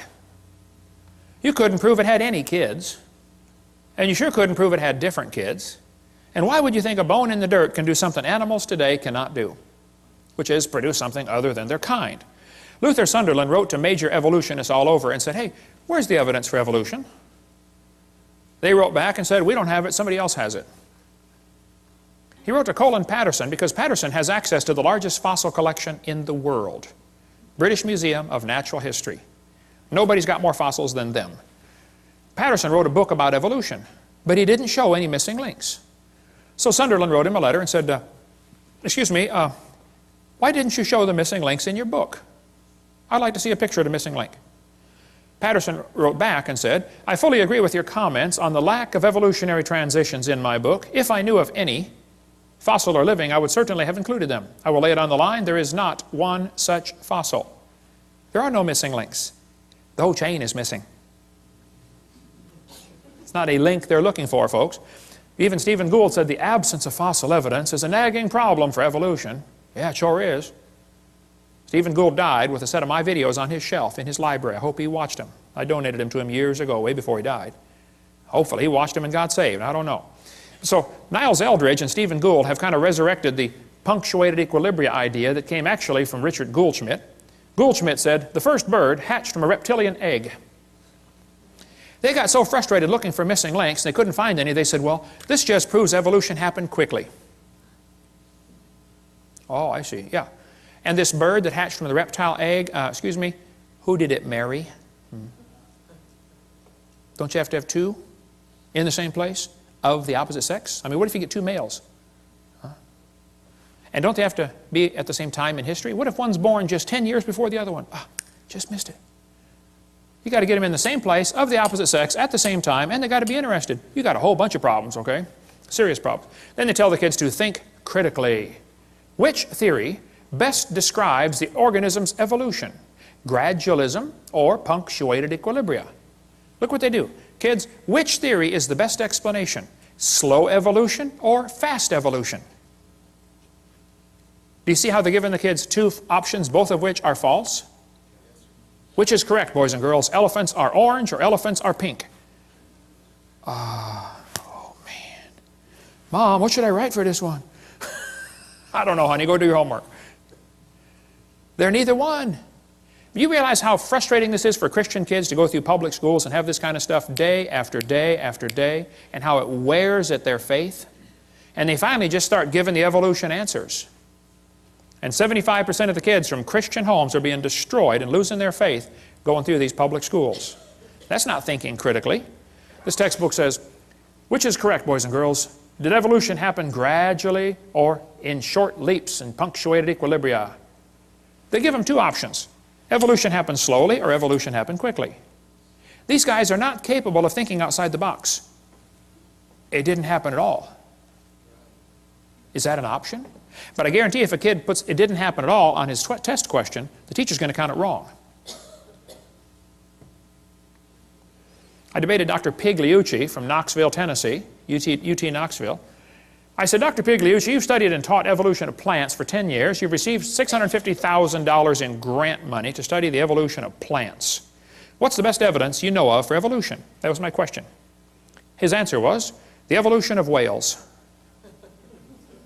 I said, just exactly what kind of plant is a whale anyway? Yeah. He said, the hippo is evidence for evolution because it's in the process of adapting to an aquatic way of life. Hippo is proof for evolution because it likes to go in the water. Oh, wow, I like to go in the water too. What's that mean? Evolution's a shell game. Everybody thinks that somebody else has the evidence. The biologist says, oh, we don't have it. The geologist has it. The geologist says, oh, we don't have it. The anthropologist has it. It's a shell game with one major difference.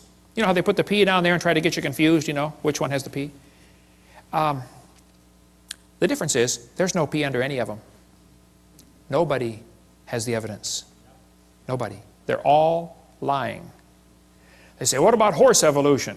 Yes, boys and girls, you see this? The four-toed horse evolved to the one-toed horse. That's a lie, proven wrong 55 years ago. The hyrax is the so-called four-toed horse. They're still alive today in Africa and Turkey. There's still a little bitty critter. There's one right there, a hyrax. They don't tell you the early horse had 18 pairs of ribs. The next one had 15. These animals were not even related. They just picked some bones and put them in order they wanted them. The next one had 19 and then back to 18. This horse evolution theory was proven wrong a long time ago. There's a whole variety of horses today, by the way, big ones and little ones. But back in 1950, G.G. Simpson, a famous evolutionist, said, this horse evolution was unintentionally falsified. It's not true. The evolution of the horse was all wrong. It never happened in nature. Horse evolution has not held up under close examination. The whole idea was made up by Othniel Marsh back in 1874. He picked animals from all over the world and put them in order the way he wanted it to happen. He never found them in that order, okay? Modern horses are found in the same layers as the so-called ancient horse. The ancient horse is just an animal still alive today in Turkey and East Africa. The ribs, toes, and teeth are different. In South America, the fossils are in the reverse order. Real problem. They're never found in the order presented in the textbooks. Tulsa Zoo finally took out their display because a friend of mine wrote him a letter and said, hey, why do you have the horse evolution on display? I've got the letters here somewhere. Did you get those out, Steve? They're in the suitcase? Okay. You can come read those later. He wrote him a letter and said, guys, your horse evolution thing was proven wrong like 50 years ago. You know, would you please remove the display? And they said, we don't have the funding to remove it. So he went to a sign shop and got a bid for a sign, $60 or something, that says, we'll take this, the sign would say, we will take down this display as soon as we receive the funding, because the display is not accurate. He went into the curator at the zoo and said, here's $60 for the sign. This guy will make the sign. When would you like it delivered? He said, what's this? Oh, you're going to take down, we're going to take down the display when we get the funding. Yeah, he said, you ought to at least warn the people, you know, the display's not right. Well, they didn't take it down. Finally, I forget, 2,000 people signed a petition saying, get this thing out of our zoo. It came on the evening news, 10 o'clock one night. Tulsa Zoo has a false display. Next morning, it was gone. They found the funding. 6 months later, they put it back up. Yale University still has their horse evolution on display, proven wrong 55 years ago. Get more on the horse evolution in the book Icons of Evolution. Just because you can arrange animals in order, that doesn't prove anything. Even if you find them buried in a certain order, that doesn't prove anything. If I get buried on top of a hamster, does that prove he's my grandpa? No. Order of burial means nothing. But if you think you can arrange things and that somehow proves something, okay. I've been doing a lot of research on the evolution of the fork. I've pieced together fragmentary evidence for a long time. I believe, after studying this very intently, that the knife evolved first. Slowly, over millions of years, great geological pressures squeezed it and made it concave on one side, convex on the other, and squeezed it into a spoon. And then slowly, erosion cut grooves into the end and turned it into a fork. I knew I was onto something here, but I felt like I had a missing link, particularly between the spoon and the fork. I just couldn't find it. Till one day I was flying to Connecticut on U.S. Air. I was 30,000 feet off the ground, And the stewardess walked down the aisle and just handed me the missing link. I don't think she knew what she had. But my trained scientific eye picked it up right away. I said, wow, this is it. I've got it. I stuck it in my pocket. Later that day, I went to Popeye's Chicken and found another one. There they are, folks, the missing links. So the evolution of silverware is nearly complete. Of course, we got a few mutants along the way. Didn't quite survive for some reason, you know. And of course, people found out I was doing research on this. They all wanted to be famous, you know. So they tried to get in on the glory. They sent me their research. This one was an obvious fork head on a spoon handle. I mean, look, it didn't get by me. I caught it right away, you know. They don't get stuff. I don't fall for stuff like that. Even the races, of course, evolved over the long ways. But look, if you want to arrange things, you can turn a cat to a cot to a dot to a dog by changing one letter at a time. You can play with this for a while, turn yourself into a fool when you're done. They say dinosaurs turned to birds. There are very few ideas as dumb as this one. The Bible says God made the birds on day 5. He made the reptiles on day 6. Evolution says reptiles came first and then the birds. You know, everything about evolution is backwards to the Bible. Everything. But this article says, dinosaurs alive as birds, scientist says. Oh, wow, scientist says. Well, that proves it right there. Just like it gives some kind of authority. Wow, scientist says. This is absurd. Everything about the bird evolution is baloney. Okay? Archaeoraptor was listed in 1999 as the missing link. Yes, boys and girls, breaking news, National Geographic, we found the missing link. They had a whole big article about the missing link has been discovered. Then a couple months later, oops, it was proven wrong. You know, everything about these feathered dinosaurs has been proven baloney. But guess what? They're still teaching it. Here's a whole book, The Feathered Dinosaurs of China. Well, you just got this recently? Why would they still be teaching something that's been proven wrong for 5 years? All this feathered dinosaur stuff is baloney. It's all baloney. We cover more on that in one of the debates I did. I forget which one, but they say birds are descendants of dinosaurs. Well, kids, in case you don't know, there are a few differences between a dinosaur and a bird. Okay, you don't just put a few feathers on them and say, come on, man, give it a try. It won't hurt too bad. It's just not that easy. See, reptiles have 4 perfectly good legs. Birds have 2 legs and 2 wings. So if his front legs are going to change to wings, somewhere along the line they're going to be half leg and half wing. Which means on that particular day he can't run anymore and he still can't fly yet, so he's got a real problem. Serious problem. They say Archaeopteryx is proof for evolution. You got one here on the table, brother, Archaeopteryx. Whenever you buy a bag of dinosaurs, they almost always stick one of these in there. Archaeopteryx. Wow. And this somehow gets an impression to the kids. Wow, we got proof that dinosaurs turned to birds. Here's one here with feathers on it. They're lying. It's still in the textbooks. I mean, today, about Archaeopteryx, and it's been proven years ago, Archaeopteryx was just a bird, a perching bird. Alan Fiducia, who believes in evolution, says it's not a missing link. It had the right features for flight. All the features of the brain were for flight, okay? Archaeopteryx means ancient wing, and he had claws on his wings. Well, that's kind of unusual, okay. But 12 birds today have claws on their wings. The swan, the ibis, the hoatzin, several birds have claws. They say, well, he had teeth in his beak. Well, not many birds have teeth. Some do. There's a hummingbird has teeth in his beak. But most birds don't have teeth, I agree. Actually, some mammals have teeth. Some don't. Some birds have teeth. Some don't. Some fish have teeth. Some don't. Some of you have teeth. Some don't. Okay? So, missing link. The Chinese dino bird was a forgery, and we don't have time to cover all that today, but we give lots more on that on the one of the debates I did. It's true feathers and scales are both made of keratin, same building block, that's true.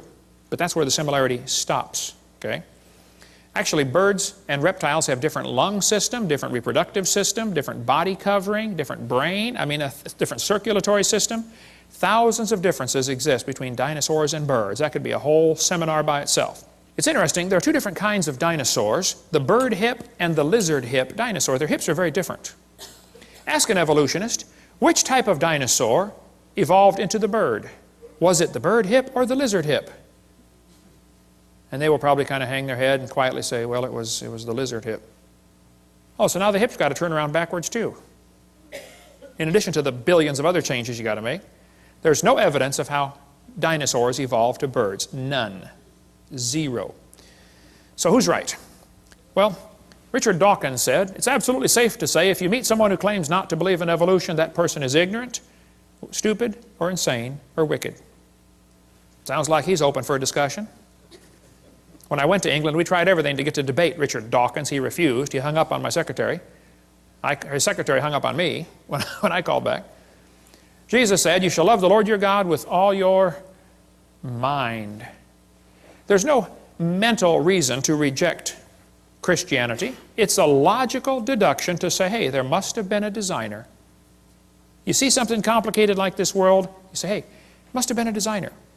Evolution's not a fact. It's not even a good theory. It's not even a hypothesis. It's a metaphysical research program. Julian Huxley said, I suppose the reason we leapt at origin of species was the idea of God interfered with our sexual mores. We don't want God telling us what to do.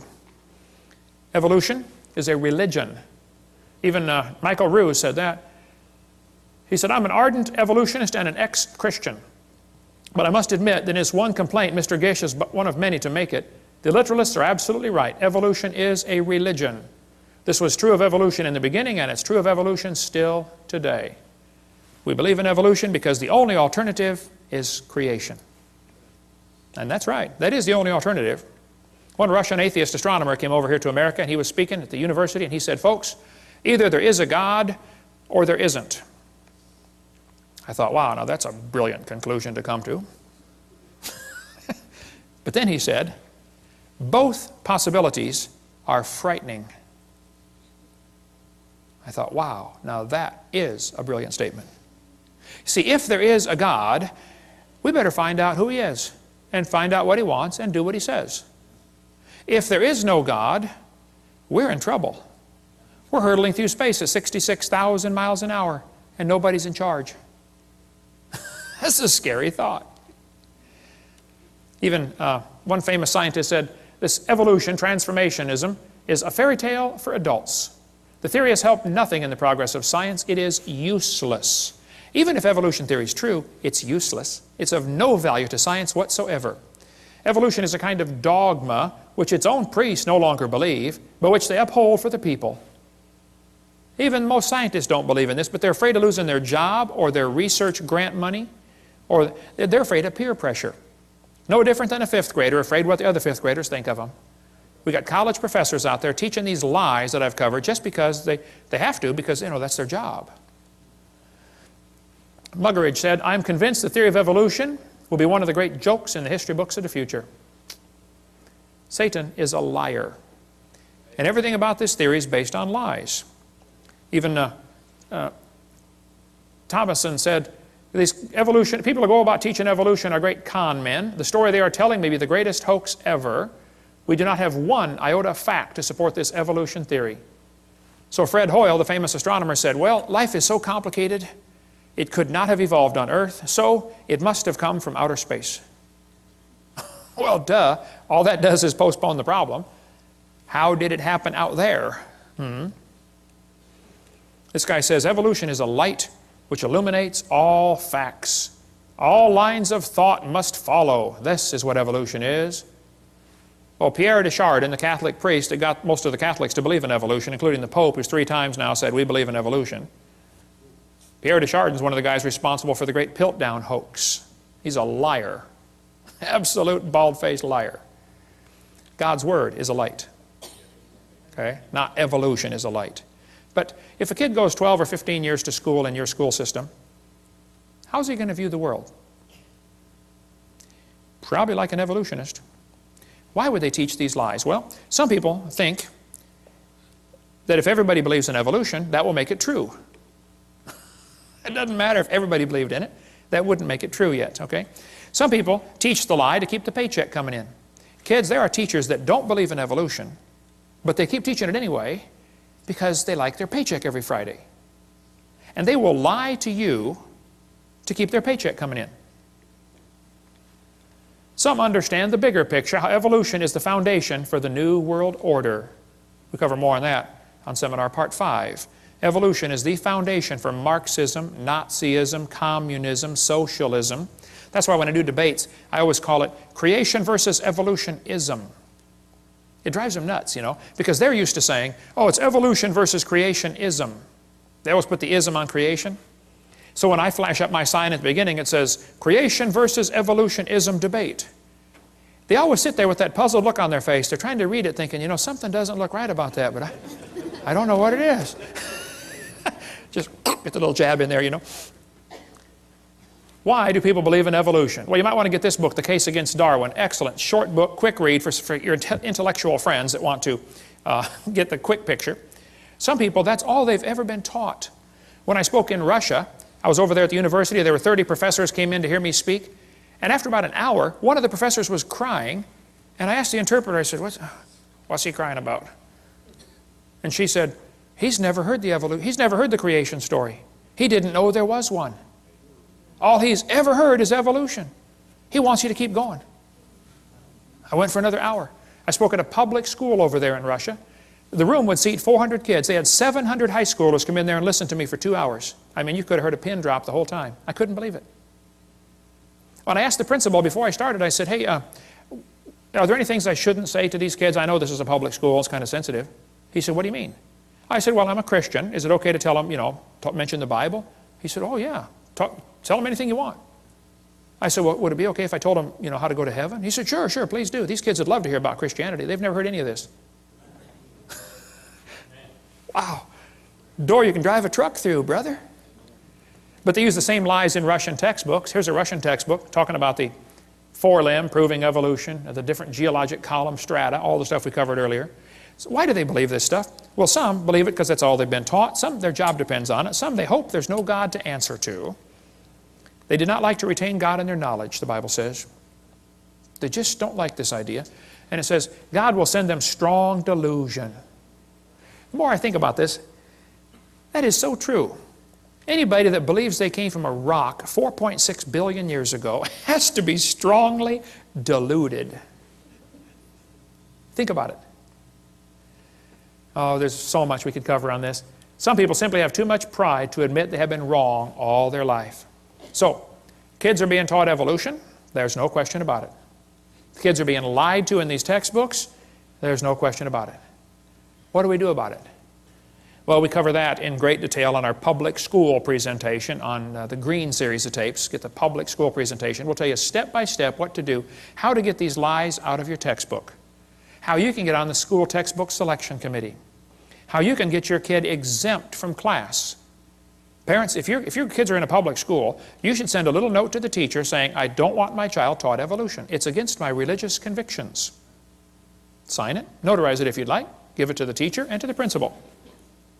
Then if they continue giving you a hard time, you say, oh, now, excuse me, do you discriminate against people because of their religious convictions? Watch their eyes light up on that one. And if they still give you a hard time, contact me. I got some lawyers waiting in the wings that are anxious to get a lawsuit like that. Title 42, discrimination based on religion. Wow. That principal's going to be the garbage collector the next week. I guarantee that principal's going to call that teacher in and say, look, let this kid out of class. Stop teaching evolution. I had one guy call me a couple of years ago. He said, Brother Hovind, my second grade daughter's teacher just called me. And the teacher said, Mr. Jones, whatever his name was, I forget. He said, your second grader's in my class, your daughter, and she stops me every time I start teaching something about evolution. And the teacher said, I've just decided I'm going to skip this evolution stuff for the rest of the year until your daughter's out of my class. And my first thought was, yay. And then I thought, wait. Why are we sending second graders off to war? This is a battle the parents ought to be fighting, not the kids. We're the salt of the earth. Salt irritates. Hey, if nobody's irritated at you, you're not a good Christian. You don't have to try to irritate them. You try to be salty. That will irritate them. Salt preserves from corruption. How come you got so many lies in the textbooks right here in Tennessee in the middle of the Bible Belt? Where's the Christians that are supposed to preserve the world, huh? Why don't some of you get on the school board and do something about this? Why don't some of you get a committee to say, hey, let's take these pages out of the book. This is a lie. It won't cost the school anything. I'll show you. How many of you would volunteer to take the pages out of the book and bring your own scissors?